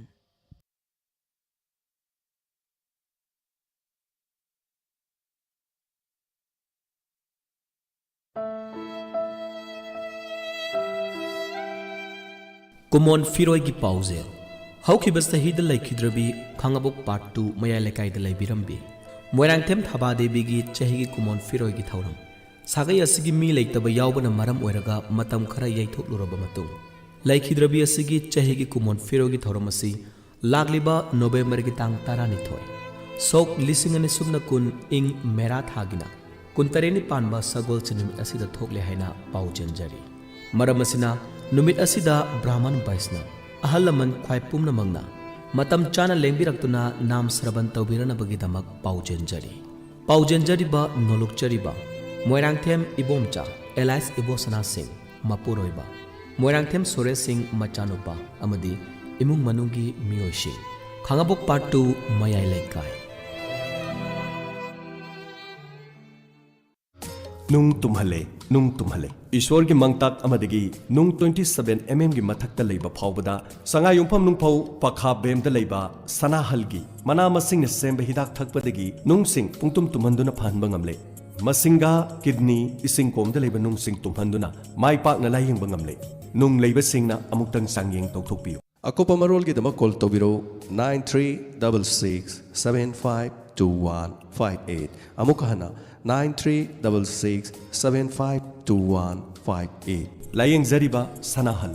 संगायुंफम नुंगफो पखाम मेम हारी बेदा सि थलुबदगी फखिबा मियोसिंग के थांगजम ओंगबी मनाउबी देवी ओखोंसांग ममांग लेकाई अनि सुबदा माइबम जितेन सिंह खोंसांग ममांग लेकाई बदा लाइस्राम माइचोन थौदामदगी मरी सुबदा लाइस्राम रोमेश हैरो एमडी असरफ संगायुंफम इदिगा मना थोइबा सिंह कोइजम राजेश कोइजम लाना थौरम हौखिबा चैचत मापन था तरामाथोई इंग्लिश सिंह अनिकुन मेरा के कुलहुमदोय मदि कुन मरीनी पानबा निंगथौकाबा नुमिता सलुंपम कांग्यामबे वार्ड नंबर 6 ता लेबिरंबा थौक्सोम तोंबी मैतैना ताइबंग सिंथा लोइरदुना मपुगी खुयादा चंगजखरे लाकलिबा चैचत तरागुमदोय था तरामाथोई इंग्लिश सिंह अनिकुन मेरा के कुनगनि पानी पानबे इराई नुमिता मंगानी लेहुन नुमित थोकले लोइनना लाकलिबा चैचत तरागमापन था तरामाथोई इंग्लिश सिंह अनिकुन हियांगई मंगानी पानबा सगोल से नुमिता लाना थौरम थोकले लोइनना थोक्सोम तोंबी मैतेगी तिनबिरंबा मरुप मपा इमुंग मनुंगनदी सक खंगजहौद्रब कयागी मफमदा महांगना लेखिदबगी पाउजेल असि डायमंड रेडियो की मतेंग लौजरगा पिजरी लोइनना लाना थौरम असि इमुंग मनुंग अमदि सागैना तैखक्तना पांगथोकजरगनी हाइदुना पाउजेंजरी बसिंग थोक्सोम इबेम पिसक लेमा लोइनबी थौनावजम नबगी सोर सिंहा मयानुपा थौनावजम ओंबी थोइबी देवी मचानुपी थौनावजम सनाजाबु मैते मसुनुपा थौनावजम सना मचा मैते मसुनुपा लाइसरम रोशन मैते मसुनुपा तेक्सम तोमचा मैते मसुनुपा सलुंपम कांग्यामबेम वार्ड नंबर 6 लायेंगजरी स्टेट अमदी नेशनल अवार्ड फंगलबा एमडीजिया उलक उसमना BP nungsang, pukta gastric kaba, tang sikpa, sinus tonsil, asma, khwang naba, singli nauri sonthaba, khongya saba, nupi goiba, laina sing, laying zari. Laying jari bama famari thokna thamjari. Ahan bada Kekruvila North AOC opposite Kekrupata ayupung taradagina, numidang wairam pung mga fauba laying zari. Anishubada, mayang Imphal Konsak Bazarda ayupung taruktagi ayupung mapal fauba laying zari. Ahum subadana yaripok bamo laikai Kabarstan Rota yumsakisa numit amadi thangza numit khudingi ayupung taradagina nungtil pung mari fauba laying zari. Mari subada All Bazar Zomi Colony Sisipur da laying zari. Hena kupamarol khangbining basingna call tawbirao 8414 825323 amukahana 8414 825323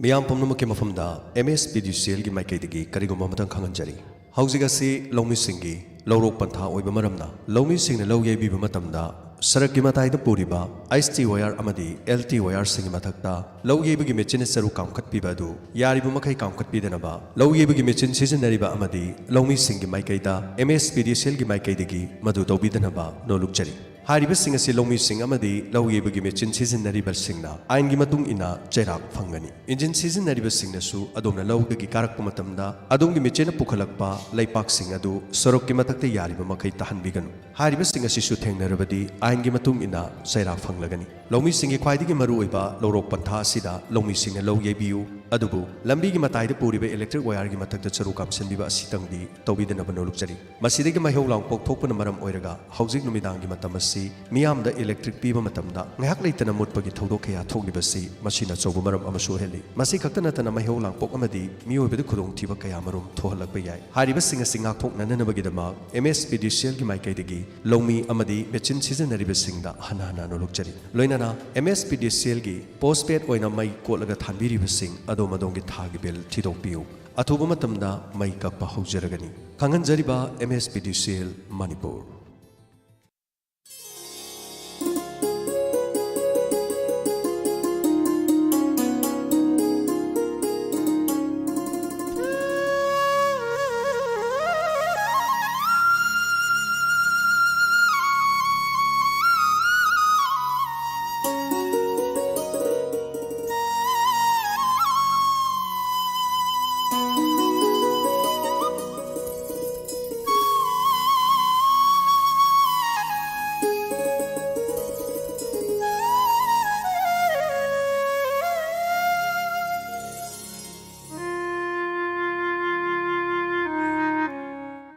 Hauzik tharumgi makatanak pada mulan thokjari crime reports tharumasigi chanigi kunthra matui suba tangkak tharumasibu puthokpa khomjimbalona tharum lanthok piriba James Saigurjam tharumasi mayam punamuk taminasi Radio Channel gi crime reports tabiriba singbu James Saigurjam na taramlok chobugaloi nanai koknona khurumjari ngasi su puduna laksari Diamond Radio Channel gi crime reports saniga kunthra matui suba tangkak Tawdogasi Mumbai da thokiba dugumba September gi tang 16 Dipali Kobi nupi ama mahakna leiriba flat aduda seiduna leramki loinana mahakka nungsinajaba mahakki boyfriend Abi yum aduda changlakpa matamda leimai aduda taduna siduna leramki oiriba mong mataw aduda mahak yamna pakhalam amadi Dipali Karino Toshibo, Hogolo, see, Hogolo, Karino Toshibo. Masapunomoxi igi ingatangai. I Yumtang river plate give me using Tung Tindunomoki. Help, Tabro, Tung Jam down to Pio. I get cut up. Dipali, Maxi don't let me. Tung down to Pio, say, Karino Tung Jang to play. Atop thong se muktin ke se hello thong dang du bio ai gi dipali se le mai ta du na le rame se kana ma ta dipali hoglo kai na tori sibo ai phone tau du ning e karino phone si de line si de chatrena ai gi mobile kai sakre mobile oh si de le Ima, kay dorogay bungo. Kay dorogay nang ating bahing sida nang phone dorogay bo. Ima, Dipali do. ꯃꯈꯥꯗ ꯁꯤꯗꯨꯅ ꯂꯩꯔꯝꯃꯦ ꯏꯃꯥ ꯀꯔꯤꯅꯣ ꯍꯥꯏꯁꯤꯕꯣ ꯀꯔꯤꯒꯤ ꯈꯪꯗꯦ ꯏꯃꯥ ꯃꯁꯥꯗꯣ ꯏꯅ ꯄꯨꯡꯆꯣꯠ ꯆꯣꯠꯂꯦ ꯊꯥꯡꯅ ꯊꯤꯜꯂꯝꯕ ꯃꯥꯜꯂꯦ ꯏꯃꯥ ꯀꯅꯥꯅ ꯀꯔꯤꯒꯤꯗꯃꯛ ꯃꯍꯥꯛꯄꯨ ꯍꯥꯜꯂꯤꯕꯅꯣ ꯍꯥꯏꯕ ꯈꯪꯗꯦ ꯏꯃꯥ ꯑꯩ ꯌꯥꯝꯅ ꯄꯥꯈꯠꯂꯦ ꯊꯪꯅꯔꯤꯕ ꯀꯥꯁꯤꯡ ꯑꯁꯤꯗ ꯊꯣꯡ ꯊꯤꯟꯗꯨꯅ ꯃꯇꯦꯡ ꯄꯥꯡꯏ ꯊꯪꯅꯔꯤꯕ ꯀꯥꯁꯤꯡ ꯑꯁꯤꯗ ꯊꯣꯡ ꯊꯤꯟꯗꯨꯅ ꯍꯧꯗꯣꯛꯄꯗꯁꯨ ꯀꯅꯥꯃꯇ ꯇꯥꯗꯦ ꯏꯃꯥ ꯕꯕꯥꯗꯤ ꯅꯪꯒꯤ ꯕꯕꯥꯁꯨ ꯂꯩꯌꯦ ꯀꯩꯗꯧꯔꯦ ꯍꯥꯏꯅꯣ ꯀꯔꯤ ꯇꯧꯔꯦ ꯍꯥꯏꯒꯦ ꯅꯆꯥꯅꯨꯄꯥꯗꯣ ꯐꯣꯟ ꯇꯧꯔꯛꯏ ꯅꯆꯥꯅꯨꯄꯥꯅ ꯍꯥꯏꯔꯤꯕ ꯗꯤꯄꯥꯂꯤꯗꯣ ꯁꯤꯗꯅ ꯂꯩꯔꯝꯃꯤ ꯀꯔꯤꯅꯣ ꯍꯥꯏꯁꯤꯕꯣ ꯊꯣꯡꯗꯨꯗꯤ ꯃꯥꯗꯤ ꯍꯥꯡꯉꯒ ꯊꯝꯃꯦ ꯍꯥꯏꯕ꯭ꯔꯣ 이봉아, ꯅꯪꯒꯤ ꯊꯣꯡ ꯍꯥꯡꯉꯒ ꯂꯩꯕ꯭ꯔꯣ ꯀꯃꯥꯏ ꯇꯧꯕꯅꯣ? 이마, ꯑꯩ ꯂꯥꯛꯄ ꯃꯇꯝꯗ ꯊꯣꯡꯁꯦ ꯍꯥꯡꯗꯨꯅ ꯂꯩꯔꯝꯃꯤ. ꯀꯅꯥꯅꯅꯣ ꯍꯥꯏꯕ ꯈꯪꯗꯦꯕ. ꯐꯔꯦ. ꯗꯤꯄꯥꯂꯤꯒꯤ ꯃꯃꯥ ꯃꯄꯥꯗꯅꯦ ꯑꯩꯈꯣꯏ ꯄꯥꯎ ꯄꯤꯈ꯭ꯔꯒꯦ. ꯑꯩꯈꯣꯏꯁꯨ ꯃꯐꯝ ꯑꯗꯨꯗ ꯌꯥꯝ ꯊꯨꯅ ꯂꯥꯛꯅꯕ ꯍꯣꯠꯅꯒꯦ. ꯏꯃꯥ, ꯄ꯭ꯂꯤꯖ ꯈꯔ ꯊꯨꯅ ꯂꯥꯛꯄꯤꯌꯨ. ꯑꯩ ꯄꯨꯂꯤꯁꯇ ꯄꯥꯎ ꯄꯤꯈ꯭ꯔꯒꯦ. ꯑꯗꯨꯒ ꯑꯩꯒꯤ ꯏꯃꯥꯟꯅꯕ ꯔꯥꯍꯨꯜꯗꯁꯨ ꯑꯩ ꯄꯥꯎ ꯄꯤꯈ꯭ꯔꯒꯦ. ꯑꯁꯨꯝꯅ ꯀꯥ ꯑꯗꯨꯗ ꯂꯩꯃꯤꯟꯅꯕꯤ ꯗꯤꯄꯥꯂꯤ ꯊꯥꯡꯅ ꯊꯤꯟꯗꯨꯅ ꯃꯁꯥꯗ ꯏꯈꯦꯡ ꯇꯥꯗꯨꯅ ꯂꯩꯃꯥꯏꯗ ꯇꯥꯗꯨꯅ ꯂꯩꯔꯝꯈꯤ. ꯃꯁꯤꯒꯤ ꯃꯇꯨꯡꯗ ꯄꯨꯂꯤꯁ ꯂꯥꯛꯈꯤ. ꯃꯃꯥꯟꯅꯕ ꯔꯥꯍꯨꯜ ꯀꯧꯈꯤ. ꯃꯇꯝ ꯑꯗꯨꯗ ꯄꯨꯂꯤꯁꯅ ꯊꯧꯗꯣꯛ ꯑꯗꯨ ꯌꯥꯝꯅ ꯃꯨꯟꯅ ꯌꯦꯡꯁꯤꯜꯂꯝꯃꯤ. ꯑꯁꯤꯕꯗꯨꯅ ꯂꯩꯃꯥꯏꯗ ꯇꯥꯔꯤꯕ ꯏꯃꯨꯡ ꯑꯗꯨꯗ ꯂꯩꯔꯤꯕ ꯄꯣꯠꯆꯩ ꯄꯨꯂꯤꯁꯀꯤ ꯇꯧꯐꯝ ꯊꯣꯛꯄ ꯅꯤꯡꯊꯤꯖꯅ ꯌꯦꯡꯂꯝꯃꯤ. ꯃꯁꯤꯒꯤ ꯃꯇꯨꯡꯗ ꯄꯨꯂꯤꯁꯅ ꯑꯕꯤꯗ ꯋꯥ ꯍꯪꯈꯤ. ꯅꯨꯄꯤꯁꯤꯒꯤ ꯃꯃꯤꯡ ꯀꯔꯤ ꯍꯥꯏꯕ? ꯅꯨꯄꯤꯁꯤꯒꯤ ꯃꯃꯤꯡ ꯀꯔꯤ ꯍꯥꯏꯕꯅꯣ? ꯁꯔ, ꯗꯤꯄꯥꯂꯤ. ꯗꯤꯄꯥꯂꯤꯒ ꯅꯪꯒ ꯀꯔꯝꯕ ꯃꯇꯝꯗ ꯄꯥꯎ ꯐꯥꯎꯅꯈꯤꯒꯦ? ꯁꯔ, ꯑꯊꯦꯡꯕ ꯃꯇꯝꯗꯅꯤ. ꯃꯥꯒ ꯀꯔꯤ ꯍꯥꯏꯅꯈꯤꯒꯦ? ꯁꯔ, ꯑꯩꯅ ꯃꯉꯣꯟꯗ ꯀꯣꯜ ꯇꯧꯈꯤ. ꯍꯜꯂꯣ, ꯗꯤꯄꯥ. ꯀꯔꯤ ꯇꯧꯔꯦ ꯅꯪ ꯉꯁꯥꯏ? ꯑꯩ ꯃꯤꯇꯤꯡ ꯇꯧꯔꯤꯌꯦ. ꯅꯪ ꯐꯣꯟ ꯇꯧꯔꯝꯕꯗꯣ ꯑꯩ ꯐꯣꯟ ꯄꯥꯏꯕ ꯅꯪꯍꯧꯗ꯭ꯔꯦ. ꯀꯔꯤ ꯂꯩꯒꯦ? ꯅꯪ ꯍꯜꯂꯛꯇꯕꯗꯨꯗ ꯑꯩ ꯀꯣꯜ ꯇꯧꯔꯝꯕꯅꯦ. ꯑꯩ ꯉꯁꯤꯗꯤ ꯈꯔ ꯊꯦꯡꯒꯗꯧꯔꯦ. ꯑꯣꯐꯤꯁꯀꯤ ꯊꯕꯛꯁꯤ ꯌꯥꯝ ꯌꯥꯝꯃꯦ. ꯑꯩ ꯅꯣꯡꯉꯥꯜꯂꯒ ꯑꯣꯏꯅ ꯍꯜꯂꯛꯑꯒꯦ. ꯀꯩꯅꯣ ꯍꯥꯏꯁꯤꯕꯣ? ꯀꯩꯅꯣ ꯅꯣꯡꯉꯥꯜꯂꯒ ꯍꯜꯂꯛꯀꯅꯤ ꯍꯥꯏꯁꯤꯕꯣ? ꯕꯦꯕꯤ, ꯋꯥꯔꯧꯕ ꯌꯥꯗꯦ. ꯑꯩ ꯊꯕꯛ ꯌꯥꯝꯅ ꯌꯥꯝꯃꯦ. ꯊꯕꯛꯁꯤ ꯈꯔ ꯊꯦꯡꯒꯗꯧꯔꯦꯕ. ꯑꯗꯨ ꯇꯤꯚꯤ ꯊꯥꯔꯣ. ꯑꯗꯨꯒ ꯇꯨꯝꯊꯗ꯭ꯔꯤ ꯐꯥꯎꯕ ꯌꯦꯡꯉꯣ. ꯁꯔ, ꯑꯁꯨꯝꯅ ꯋꯥꯔꯤ ꯁꯥꯟꯅꯕꯗ ꯏꯃꯨꯡꯒꯤ ꯃꯩ ꯑꯗꯨ ꯃꯨꯠꯈꯤꯔꯝ. ꯃꯗꯨꯒꯤ ꯃꯇꯨꯡꯗꯒꯤ ꯃꯍꯥꯛꯅ ꯍꯥꯏꯔꯛꯈꯤ. ꯑꯕꯤ, ꯅꯪꯅ ꯇꯤꯚꯤ ꯌꯦꯡꯉꯣ ꯍꯥꯏꯔꯨꯕꯗꯒꯤ ꯃꯩꯁꯤ ꯃꯨꯠꯈ꯭ꯔꯦ. ꯑꯗꯨꯗꯤ ꯁꯦꯀꯨꯔꯤꯇꯤꯗꯨ ꯀꯣꯜ ꯇꯧ. ꯏꯂꯦꯛꯇ꯭ꯔꯤꯁꯤꯌꯥꯟꯗꯨ ꯀꯣ. ꯌꯨꯝ ꯑꯗꯨꯒꯤ ꯃꯅꯥꯛꯇ ꯂꯩꯕꯅꯤ. ꯃꯌꯥꯝꯒꯤ ꯃꯨꯠꯄ꯭ꯔꯥ ꯑꯩꯈꯣꯏ ꯈꯛꯇ ꯃꯨꯠꯂꯤꯕ꯭ꯔꯥ? ꯑꯝꯇ ꯆꯦꯛ ꯇꯧꯍꯜꯂꯣ. ꯍꯣꯏ, ꯏꯃꯥ ꯃꯝꯃꯦ. ꯑꯩ ꯀꯣꯜ ꯇꯧꯒꯦꯀꯣ. ꯑꯗꯨꯒꯅꯦ, ꯑꯩ ꯑꯃꯨꯛ ꯍꯟꯅ ꯅꯉꯣꯟꯗ ꯀꯣꯜ ꯇꯧꯔꯛꯀꯦ. ꯐꯣꯟꯗꯣ ꯕꯤꯖꯤ ꯂꯩꯍꯟꯒꯅꯨꯀꯣ. ꯍꯣꯏꯅꯦ. ꯁꯔ, ꯃꯁꯤꯒꯤ ꯃꯇꯨꯡꯗꯒꯤ ꯄꯨꯡꯈꯥꯏ ꯑꯃꯨꯛ ꯂꯩꯔꯒ ꯃꯍꯥꯛꯅ ꯀꯣꯜ ꯇꯧꯔꯛꯈꯤ. ꯑꯕꯤ,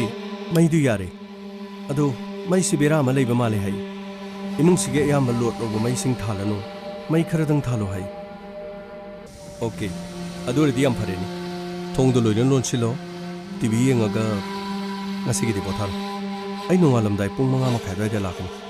ꯊꯕꯛꯁꯤꯅ ꯌꯥꯗꯕꯒꯤ ꯇꯧꯕꯅꯤ. ꯑꯣꯀꯦ, ꯕꯦꯕꯤ, ꯌꯥꯔꯦꯀꯣ? ꯍꯣꯏ, ꯑꯗꯨꯗꯤ ꯑꯩ ꯊꯝꯃꯒꯦꯀꯣ.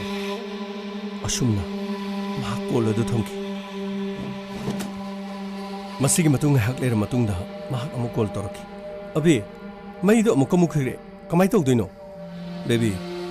ꯒꯥꯔꯗ ꯑꯗꯨꯗ ꯀꯣꯜ ꯇꯧꯔꯣ. ꯌꯥꯝ ꯅꯛꯅ ꯂꯩꯕꯅꯦ ꯏꯂꯦꯛꯇ꯭ꯔꯤꯁꯤꯌꯥꯟꯗꯣ. ꯃꯩꯗꯨ ꯀꯔꯤꯅꯣ ꯌꯥꯝꯅ ꯇꯣꯏꯅ ꯃꯨꯠꯂꯤꯁꯤ ꯀꯔꯤꯅꯣꯗꯣ ꯃꯉꯣꯟꯗ ꯍꯪꯉꯣ. ꯑꯩ ꯑꯗꯨꯝ ꯉꯥꯏꯗꯨꯅ ꯂꯩꯒꯦ. ꯄꯥꯎꯗꯨ ꯄꯤꯈ꯭ꯔꯕ꯭ꯔꯥ ꯄꯤꯗꯕ꯭ꯔꯥ ꯁꯦꯝꯗꯦ ꯍꯥꯏꯕꯗꯣ ꯑꯩꯉꯣꯟꯗ ꯑꯗꯨꯝ ꯍꯥꯏꯔꯣ.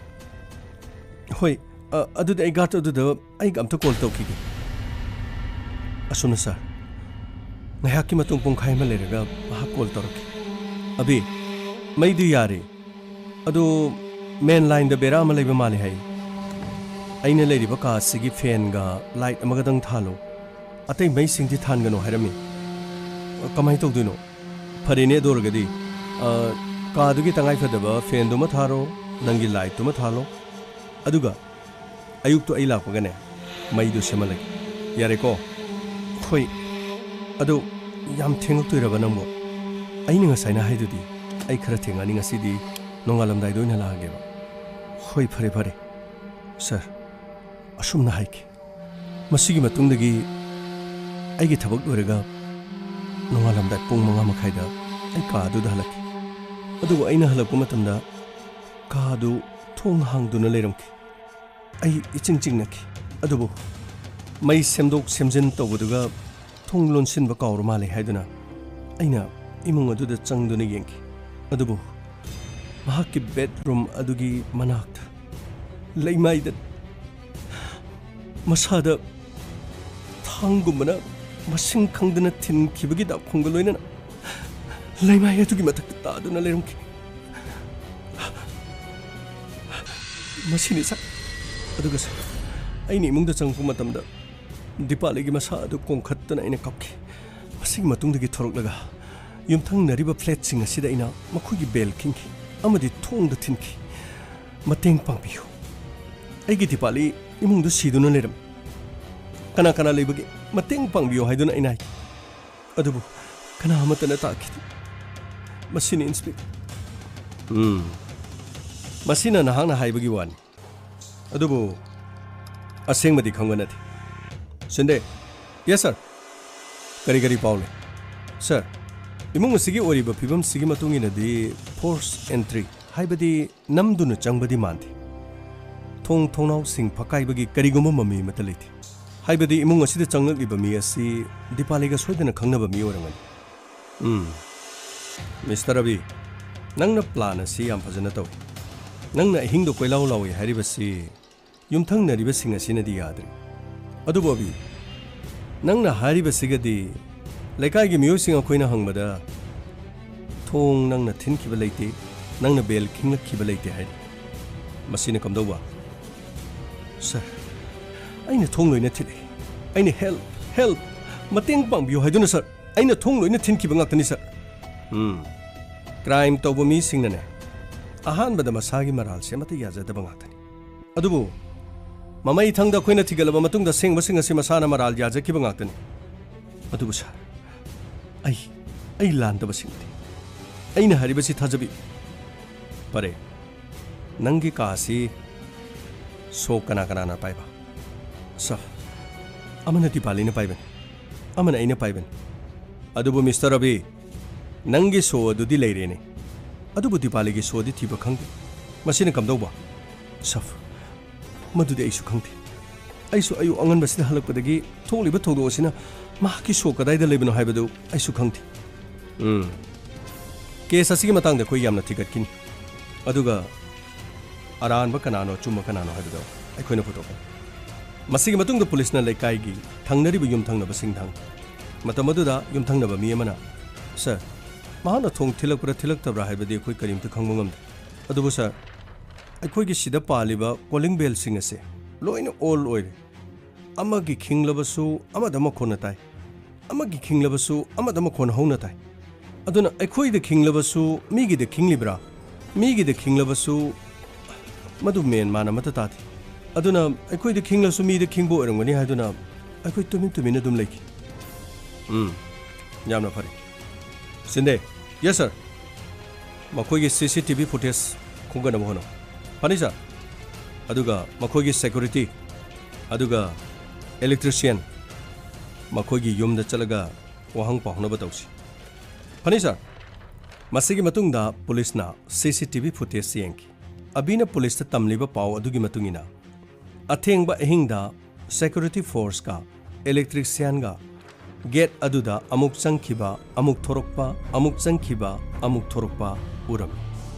मसिगी मतुंगदा पुलिसना मई यादबगीदमक गार्ड अमदी इलेक्ट्रिशियन कौखी हाइबसी अचुम्बो ओइगनी हाइना खनकी अदुबु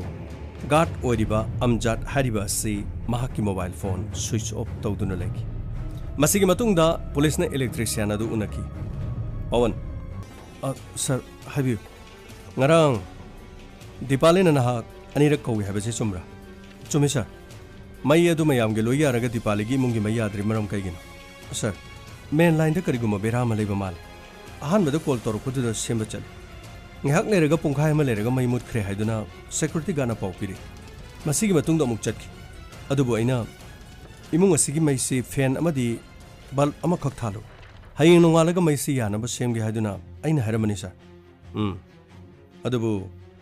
security guard ti hoji phone switch off tawduna lekre ma kadai de leranga da ba mange sab aidi electrician oi jaban guard अदुगा का हेना लोइने जदि महाना कदाई दे सत्किबा मदि कदाई द लेबा आइदि खंगजति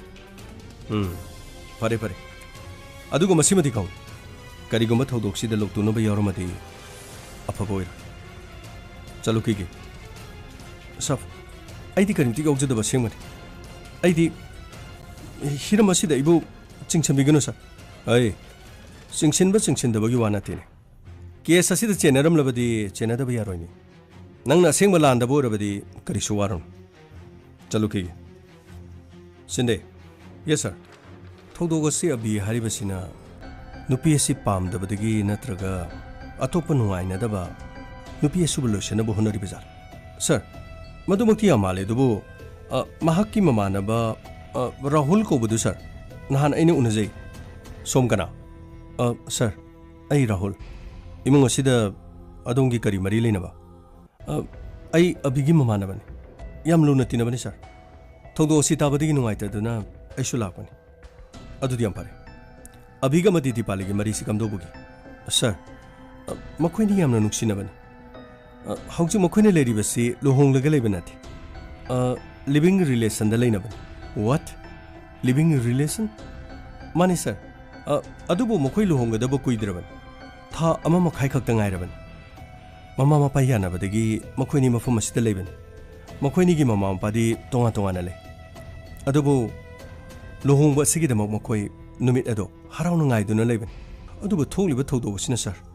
इमुंग अनिमक यामना अवाबा हाइबदो ओइरे सर असुमनो ममानाबदुना हाइरे सर अइदि नहान मखै लुहोंगदुना लेबा मतै मनाउ माले दुगा लिविंग रिलेशन द लेबा ओइरे अहानबदि यामना नुंसिनरगा लुहोंद्रिङैगी मरक्ता मसिंग खंगदना काइनबा क्या ले मखोइ मखोइगी मरम चट खंगकपा लापना लेनरिङैददि फैदो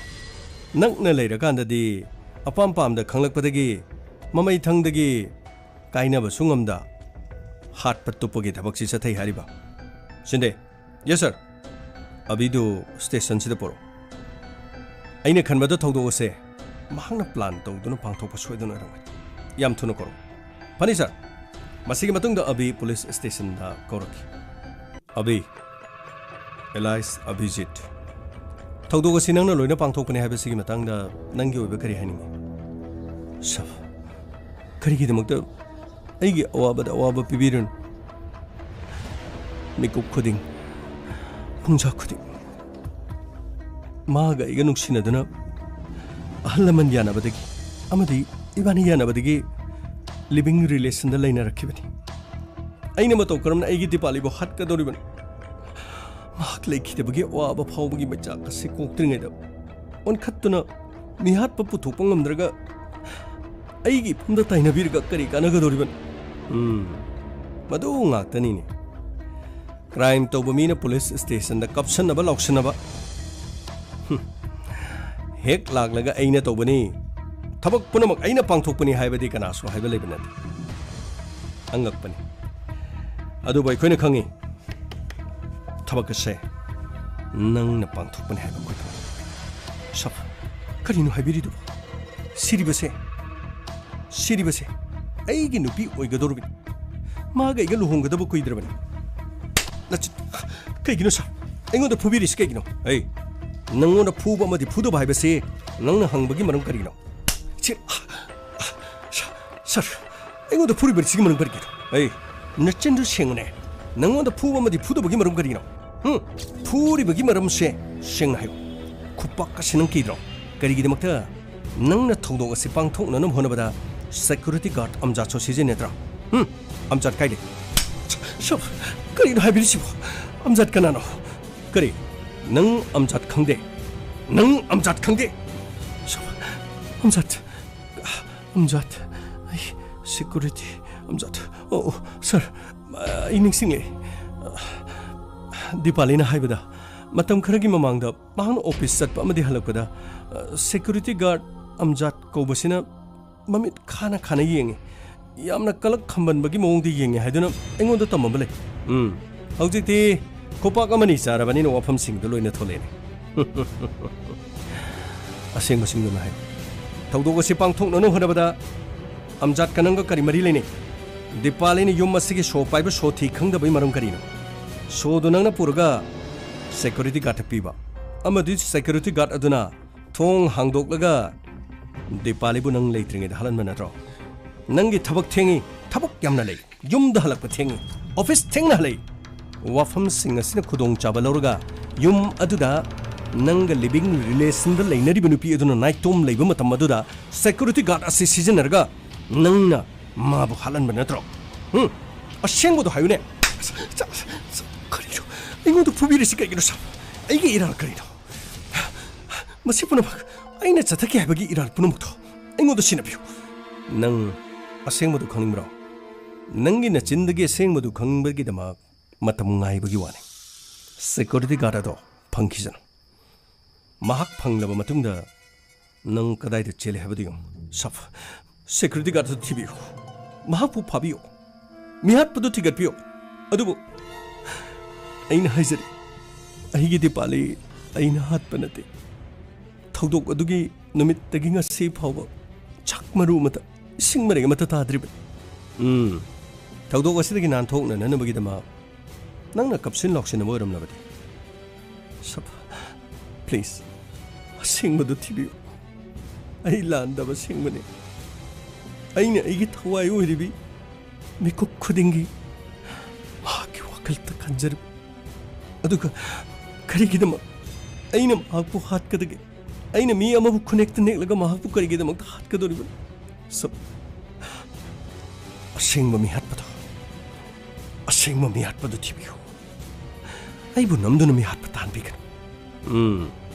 pare yengkiba tare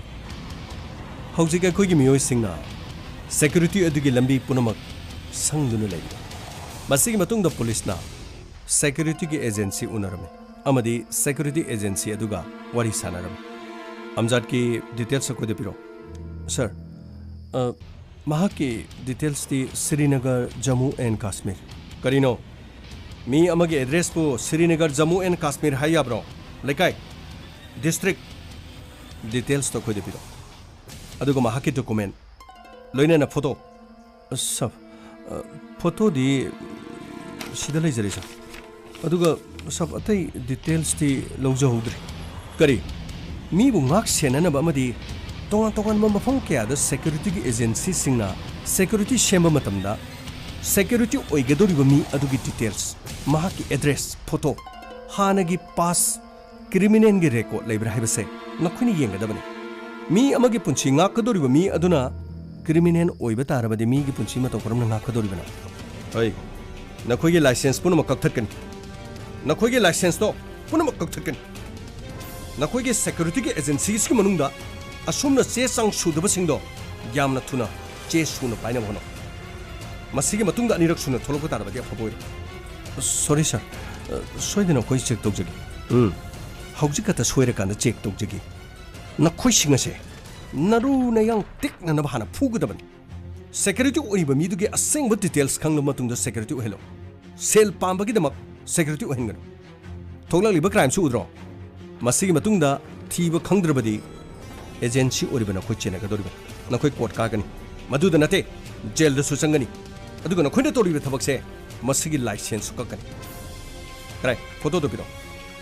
masigi matungda abigi mama mapa amati Dipali gi mama mapa la asumna mama mapa mokhoi unarami amadi Dipali gi mama mapa yamna kapkhira macha gi haksangda thangna masing tara taru thilliba du kanana karigi damak macha du aduk yamna yeknari bano yeng thiri bano haiduna teng tharami masigi matungda police na amjat koi thi ki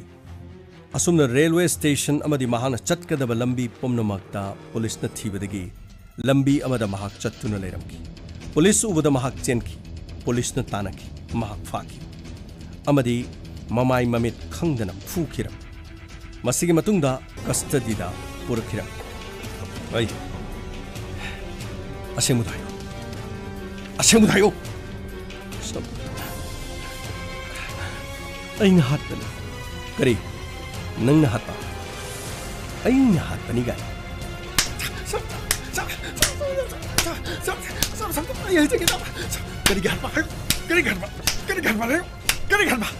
mi bu aduk nungsi haitana thangna taraga tarulak thinba hayu मागी मसादा करी करी तब हायो हायो सब madam Deepali अतोन बमी सिंबु हत्थने येंबा दुगुमा नुपी अमन आई सिक्योरिटी गार्ड फ्लैट असीदा लेरिबा मखुई पुनमक ngakliben security oiba mibu karisu leitana khalai nongma mahang office torki amadi mini skirt ama selami aisu aigi mapa lan khibaduda aigi mina mabugi adubu mahana gari da tongluraga kumtharaglaga karigino nang nupi ampo udriba nang nupi ampo udribraba madam ai kari tokjakrabagi ai nangna hojikakta aina kumtharakpadene gari tongba phawa nangna namittu yamna khana natin yo lagi yengi dubu aisi nana karine na khange aisi karine na khange ba madam kariginu khona dyam kanbiri dubu lambi de chali mayam se loina ma ingon de yenge aina kari tokhrabagi hey kari tokhrabagi gaina nakhjai du khupang na thorana secretary de complaint toroga nang nafam du thadaluro ha nafam du thadaluraba aine thabak chatpa khudingi halakpa khudingi kumtharakpa khudingi namit adu natin yolo yengi dubu nayumda namana cha leitro nayumda nachana che leitro nupi amata na punchi du udribraba karige adu amna nangna kalak yengi me maram karigino madam aingonda sibiri biraldo matik amna chadi aine kari tokjakrabagi aine leijari bese madam khoi mayam bu ngak selibani flat asi da leriba misingbu yeng selibani mase aigi duty ni hey nachindu yamna khungar nammai do tin chichalkani ngasina aroi bawani madam na torisi gain lambi de sali mayam selo umsindu ni yeng aigi isa sukete yeng bi ke dobuge nangi kari ijat yeng doiba nupi ubaya daba kalak mideng yeng manangu masidi nammai do tin sichalga khongpak asina suru nei ragane mafam asidagi tanthokadabani nupi bu ikai khunma batamo khangra ngasina aroiba warning masigi matungdugina afabo asumna aibu miyamang aduda ikai papiraki masigi matungdugi aina khanki nongma khudong chaba amada mahakku aina rep ijat manghalaga mafam asidagi ai chen khigani haiduna aina khanki masigi matungdagi numit kharani hokra matungda noma numidang pung 12 makhai taba matamda hello security ro mani madam haibiu building gi plate number 7 room number 7 dam da changbiro ka se mai mut kre nokoi electrician do pau piraga mai sem da seman bio phani madam ai pau pijaki gi asumna ꯑꯩꯉꯣꯟꯗ ꯃꯍꯥꯛꯅ call ꯇꯧꯔꯛꯈꯤ ꯑꯗꯨꯕꯨ ꯃꯍꯥꯛꯅ ꯑꯩꯕꯨ ꯏꯀꯥꯏꯕ ꯄꯤꯈꯤꯕꯗꯨꯗꯤ ꯑꯩꯅ ꯀꯥꯎꯕ ꯂꯩꯇꯦ ꯃꯁꯤꯒꯤ ꯃꯇꯨꯡꯗꯒꯤ ꯑꯩꯅ ꯏꯂꯦꯛꯇ꯭ꯔꯤꯁꯤꯌꯥꯟ ꯀꯧꯈꯤ ꯃꯩ ꯁꯦꯝꯍꯟꯈꯤ ꯃꯩ ꯁꯦꯝꯕꯗꯨꯗ ꯏꯂꯦꯛꯇ꯭ꯔꯤꯁꯤꯌꯥꯟ ꯑꯗꯨꯅ ꯍꯥꯏꯈꯤ ꯃꯦꯗꯝ ꯁꯥꯞꯇꯤ ꯂꯩꯇ꯭ꯔꯣ ꯅꯈꯣꯏ ꯁꯥꯞꯇꯤ ꯉꯁꯤꯗꯤ ꯊꯕꯛ ꯆꯤꯜꯂꯦꯌꯦ ꯍꯣꯔꯦꯟ ꯅꯣꯡꯉꯥꯜꯂꯝꯗꯥꯏꯗ ꯂꯥꯛꯑꯅꯤ ꯑꯩꯁꯨ ꯏꯊꯟꯗ ꯂꯩꯗꯣꯏꯅꯤ ꯑꯗꯨꯅ ꯃꯩꯁꯤ ꯁꯦꯝꯅꯕꯅ ꯅꯈꯣꯏꯗ ꯄꯥꯎ ꯄꯤꯔꯤꯅꯤ ꯐꯖꯅ ꯌꯥꯅꯕ ꯑꯝꯇ ꯁꯦꯝꯕꯤꯔꯝꯃꯨꯀꯣ madam lore yani mai loina thabiro fare yam nungaire asumna imung odugi mai amokhana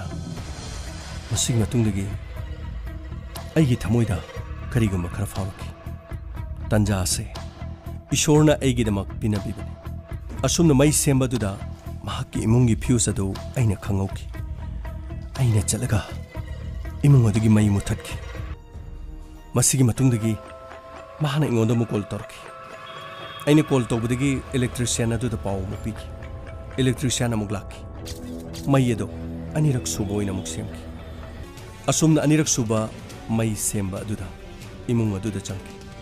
mai semba luraba matungda electrician adu na haki madam mai si overload taba male fan ga aduga madam na leriba ka sigi bulb se asi kaktang thanbiro aduga ai hayeng ayuk soidani yana ba semjargi hojikti thengsu thenge madam waro bibiyad yare hayeng ayuk tine khana yana na ba soidana sembiu ka sigi fan sigi bulb sigi thaba yaradi ngasigi di yarni da phare madam असुमना वा हाइनरिङैदा yum अदुगी show table मथक्ता लेरिबदु अइना तुमिना पाइसनकी अमदी शोदु पुरगा थरकी मसिगी मतुंग electrician सत्खरबा मतुंग नोंगालमदाय पुंग मरी रोम तारकपा मतम इमुंग अदुदा अइना show हांगलगा तमना चंगकी फमुंग अदुदा निंगथिजरबी चुंग फिराल चारबी येंगबदा मितफम होंगबा नाइद्रबी दीपाली फमुंग अदुदा महाक लोंगना तुमदुना लेकी महाक की माइथोंग उरुबदा महाक की फिबम उरुबदा अइना अपाम नुंसी इखौलांकी मसिगी मतुंगदगी महाक की मनाक्ता चंगसिनकी असुमना मनाक्ता चंगसिनबा मतमदा करिनो कनानो ए नंदी करिगी मफम सिदा चंगैबा हा करिगिनो no मफम सिदा चंगैसिबो ए लेंगनो नंगना इबु इकाई पिखिबा ngasi di nanggi ijat manghalaga ai bu ikai bu pikhi bagi lamando ina singa do bani hato kuchi thado hato eh chattigra na samasi thado lekai ta na ba ina lawani hauji kai na lekai ta na ba lawani help ai bom to kan bio asum nam hana koi law loki masi matung dagi aina Shem Sadana Purpa Tang Macha Tobudana Maki Mabuk in a town that think I bomb to Canbio, I bomb to Canbio, Canada Lebege, I bomb to Canbio. Eh, Logan, Nang Ibu Kai Pikiba, Nasidi, Madugilamandi, yeah, Shunasa Aina Patamamdra you walk Lasina. Mahaki masada masing kangdana tang na tinjinki amadi mafamadu thadoglamnaga ai thogdogasi I khanglakpa tare haiduna ai chenduna lakhiban karisuna ta bawa famadu gi damak nupi du banang na thang na tara taruk lak thinuna hade adubu nangi khawlangba nupi adu nang na ijan mangan gani haibadu di mai pa pangam ki Kari kane Haujikti Nangna mi ama hat pai base Nangi na thakta akan ba sarsit ama thangalaga Farsi tawduna hat na nanabagi dama Aikhono honagani Chende Yes sir Maral budi ajare hai babu Police ki custody ramadi Asiguma thabak asi tawbagi dama Kari karamba cherak phangbagi hai badu khangna nanabagi dama Lep libase Lep pangam danaba Oi Makok amadi thabak son gano Masase Chay pham nai na masase putalo Yes sir Masigi mato Police ki mi hoya Abi gi umdala Sorry abi Case asigi matang da chena ba Security guard no oirame Case asigi chumba khara khangna na bhona bada Nangonda so koina khara torture tawkhai Madugi da magwarau bi ade Sab I karisu warokti Aigi sada Saru koina phubadu di karisu nati Aigi sada pangori bachana asidi Kokla rui dabani Aigi dipali Mapok sige halak laro Sorry abi Wakal du khara phata bi Thawdo sige na makhoshi am nungai thi Adubu Asiguma thawdo wasi Matik chadaba security sing Yumda security lerabasu Yumda leriba miyoi singna Aikoina thajaba yaba nati Yariba makai koina sexina leiba haibasina Khwaidi gena pa Anyway Imung manungi nungai taba Asigi da makta di khushu Nungai taba da phungdu Adubu Case asida chenariba Amja Aikoi ki khutta tarabanina Mahaki mathakta kanba cherak pine nanamagi da makho honari Chalu ki Tasenamak abidi yamna nungai taba haibadu warami Masimang na mahak karimata chaw thau haiba yakiti Police na mahak po phukiba torture tawkiba mahak ningsingki Tasenamak mahak landaban Mihat pa puthok labasu mahaki thamoy da di nungai ba haibadu warami Masigi matungda court na case sa thaki Mihat asigi matangda aseng barai di lawthok pungamkiti matam khara hoki adubu abi mahaki punsidi ahonba ohongba ama oiki office satkani haiba khangkidi mahak depression laki kana mataga wangang dana leki tumlabasu mamit pangduna tumki ahingda mama mapana machagi da makhogatuna macha tumlibra phajub sublibra haiduna yengi asumna mahangna tumda chadana leibaduna maram oiraga mahak hospitalized toki hospital gi bed amadasu ahingda phamduna ward aduda leki matam aduda apokpa mapana thong hangdutuna abi papa haukrabadi haukri thoki ba thawdo se khoi gi sunu ngai badi nati adubu haujiti mi hat pasu phare dana nang ado maina sum leirege haribro papa mikuk khuding ai dipali buning singi papa numit ado ai thabak ne yada badagi aina office ta thengna lekhiba aina thengi yauduna thengkiba nate adu numit adu da aina thenglamdrabadi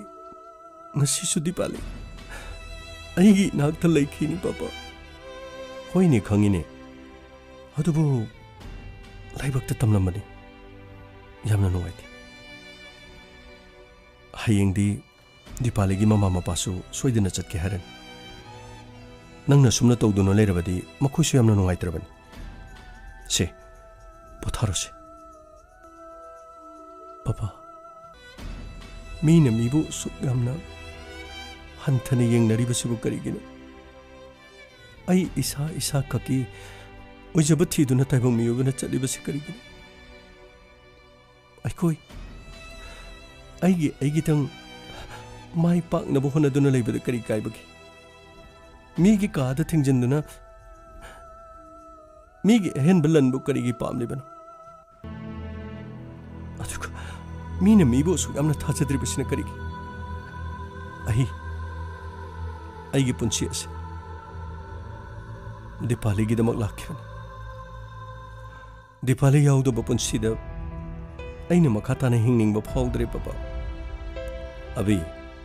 adumna khalabadi yararoi poknabadi siba haibase masana ta sibadi normaloina sigani adubu papa namduna sihan basidi laibakta tamlambu oiramgadra papa mipatta kharagi thonsina namduna ingondagi dipali monbikre lemhauriba igi punsi khongchat asida dipali yaudana aina karamna hingani papa ai dipali yaudana hingba ngamloi papa abi adumna torogadi yararo se me haktam potharose nongan gadori nang karimata tumdri akhoi gidi nang na thantani dipali do ichagom akhoi su imo oirani haiduna harauduna leiben adubu chatkhredana kari di upai lerige se lao me haktam namitu usilu lawa asumna themkiram masigi matungda hospital lagi makhoi halaki hospital lagi halakpa matamda abina oiriba mong mataw aduda dipali gi mama mapa su yamna nuwairamti masigi matungda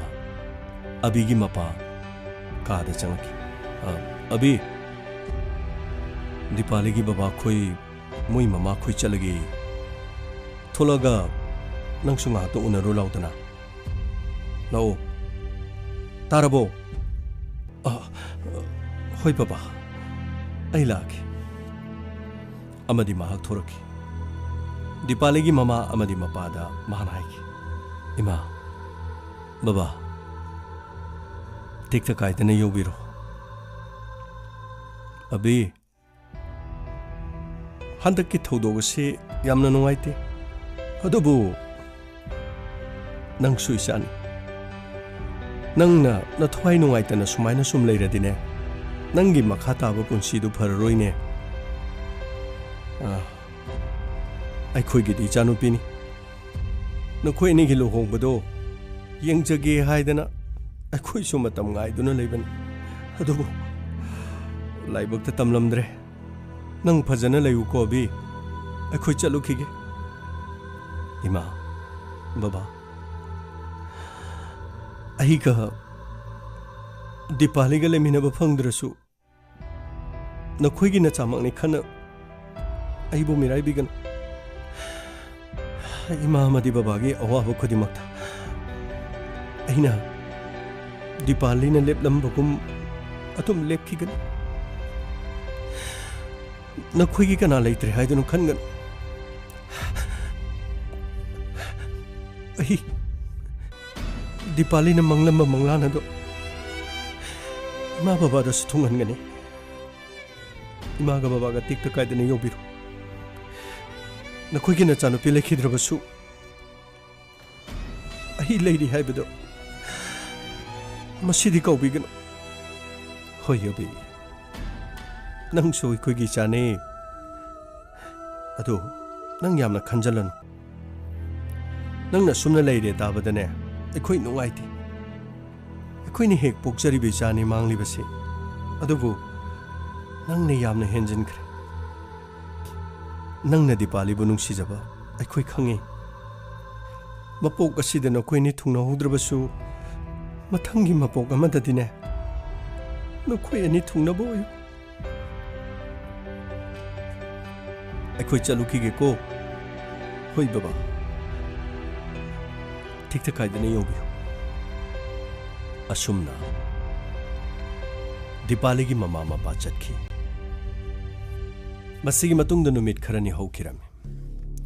नुमित खरनी हौरबा मतुंगदा कोर्टना Deepali हाटपगिदमक मपुंसी चुप्प फादोक लेगदबनी हाइना कोर्टना राय लौथोखी अदुबु राय असी पेनखिरमथि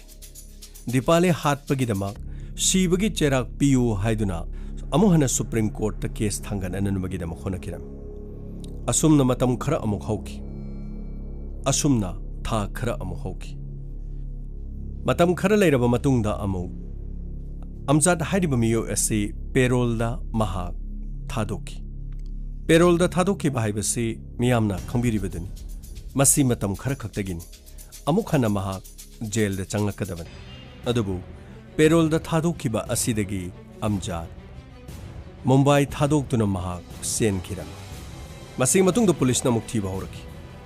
इमुंग मनुंग यामना पेनखिरमथि इमुंग मनुंगना case थांगलखी मसीगी मतुंगदगी Mumbai पुलिसना थौदोक असी crime ब्रांचना मुक सिनरखी crime ब्रांचना case असे मुक पाइखी मसीगी मतुंगदा crime ब्रांचना Jammu Kashmir की श्रीनगरदा महाकी खुंगुल लीनननबगिदमा होनखी अदुबु मफम अदुद चंगबा मतमदा मफम अदुगी प्रजा मियामदा अमजादना पुलिस लाक्लिबदु महाकु नमदुन मरान सिगदौरिबने हाइबो वाफम संदोकपदगी मफम अदुदा पुलिस संगपदा नुंग थादुना पुलिस सिंग चंगबा ngamखिदे मसीगी मतुंगदा क्राइम ब्रांचना थौदो असिगी मतांगदा मखोइगी वाखलोन कया सिजनखी मफम अदुदा चंगबा याद्रबनिना तसेंगनमक्की मखोइ मिरोड ओइना चंगबा ताबनि मसीगिदमक मफम अदुदा लेबा मीना ngangnariba लोन मखोइगी संस्कृति चना लोन चट पुनमक मखोइना तमखिरमे मदुदा नते मसीदे नते मखोइने चपचाबी चनबी अदु तमलबा मतुंगदा मफम अदुदा चत्तुना फाननबा पुलिसना यामना कन होनकी अमरोमदा अबी महाक depression यामना नारमे इमुंग मनुंग ngahak leite hospital da purami yumda mu puraki hospital da mu puraki ahing atheng bada mamit pangduna leirambadu mama mapana hawdokpa matamda mamit pangni boy khalli tumduna leirami tumli boy khalli mamit pangduna leirami asumna yamna wana abi khangkhiram tasengna mok ngahak leminarambi dipali mahak pumihat thina halamba aduna abi gi punsida awonba ahongba ma chawna laki थौदोक असिना मरम ओइदुना महाक अनाबा महाइबदु ओइकी असुमना mama मपाना hospital दा मुपुदुना Laki असुमना hospital दा लायेंग लिंगै मतम नोंगालकपा अमदा माइकै अमदा ओंदुना अबी तुमदुना Laramie मतम मदुदा अपोकपा मपाना संगसिंदुना अबी से होगलो खरिगिनो नंगना Sumana तौदुना लेरिबसिबो येंगो police ने श्रीनगर चलगा अमजाद पु फानन बा यामना कन होनरी हंदक्ति महाप को फारब मतुंगदा शिबगी चरा सोइदन पिगदोरिबन से होगलो असुमन ममा मपाना हौदोको मतमदा महा खुमलक लमदे मसिगी मतुंगदा डॉक्टर कौखी डॉक्टर ने चेक तौदुना येंगालमी अदुबु डॉक्टर ना हायरके आई एम सॉरी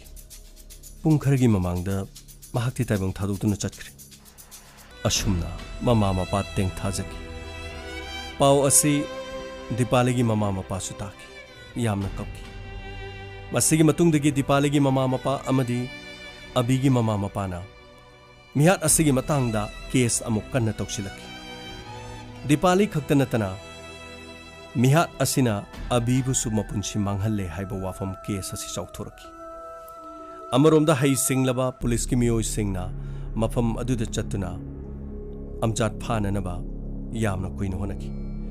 श्रीनगरदा लैबा काश्मीरी की मियोय साखी लोन तमकी मतम चंगन होनकी मफम अदुदा मसम मना खाक्तुना अमदी मकोई खाक्तुना अमजाद सक अमा ओलगा लेरम अदुबु पुलिसना महाक कोई चिचिकी कारपेट साफम अमगी थबक कौई हाइदुना पुलिसना प्लान तौदुना थबक अमा खक कौकी मदुदा अमजाद लाकी अमजाद लाकपा दुदा पुलिसना मफम अदुदगी महाकपु उनसी हाइदुना थबक पीगे हाइदुना पुलिस की मियोयना कौथोकी मफम अदुदगी महाक फाकी अमदी मुंबई पुलिसना अमजाद फारगा पुरकी मसिगी मतुंगदा इमुंग मनुंगना अभी अमदी दीपाली थौदोक असिदा मियोय अनि शेहलिबा असिगिदमक अमुक हन महाक पेरोल द थोकपा यादननबा अमदी पेरोल द थोखरगा चेनखिबगिदमक तोंगान तोंगान बा IPC की सेक्शन कया मरुम थांगतुना मपुनसी चुप्पा फादोक पीनननबगिदमक राय लाउथुकी अदुबु इमुंग मनुंगना ngasi सु पेंद्री थौदोक असिदा मरा लेतबा मी अनि शेनखिबगिदमक मतिक चाब दंडी पीदुना फर्सी तौरगा हालो हाइदुना ngasi सु केस ओइना थांगली मसिनी युम अमदा लैबा मसिनी लिविंग रिलेशन दा लैबा नुपा अमदी नुपी मखोई अनिगी पुंसीदा सिक्योरिटी गार्ड अमना सिंगनरक्तुना थोकिबा अदुगुम्बा थौदो असिगुम्बा सेक्सिल होगदबा असुमना ngasiगी थौदोक असिदगी कदाय वाइदा सेक्सिल होगदबगे कदाय वाइदा सेक्सिल मयाबगे मी हाइबसिना फत्रबदी कदाय यौना फत्तबगी फत्तब मी अदुना कदाय फावबो फत्रबसु हाई सिंगलबसु असिगुम्बा क्राइम कयागी वारी कया तादुना यामना सिंगलबसु अरोइबदा फंगदोरिबा चैराक अदुदी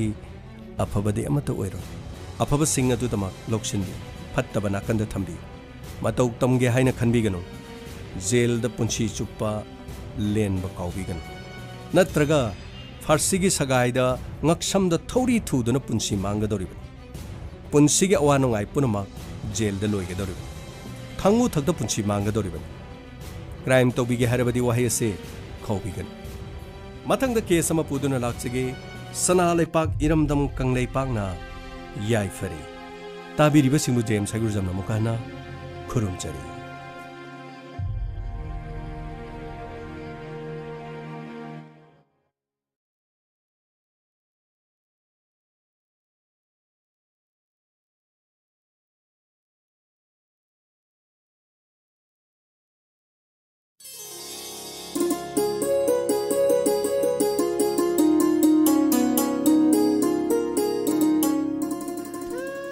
हौजिक ताबिख्रे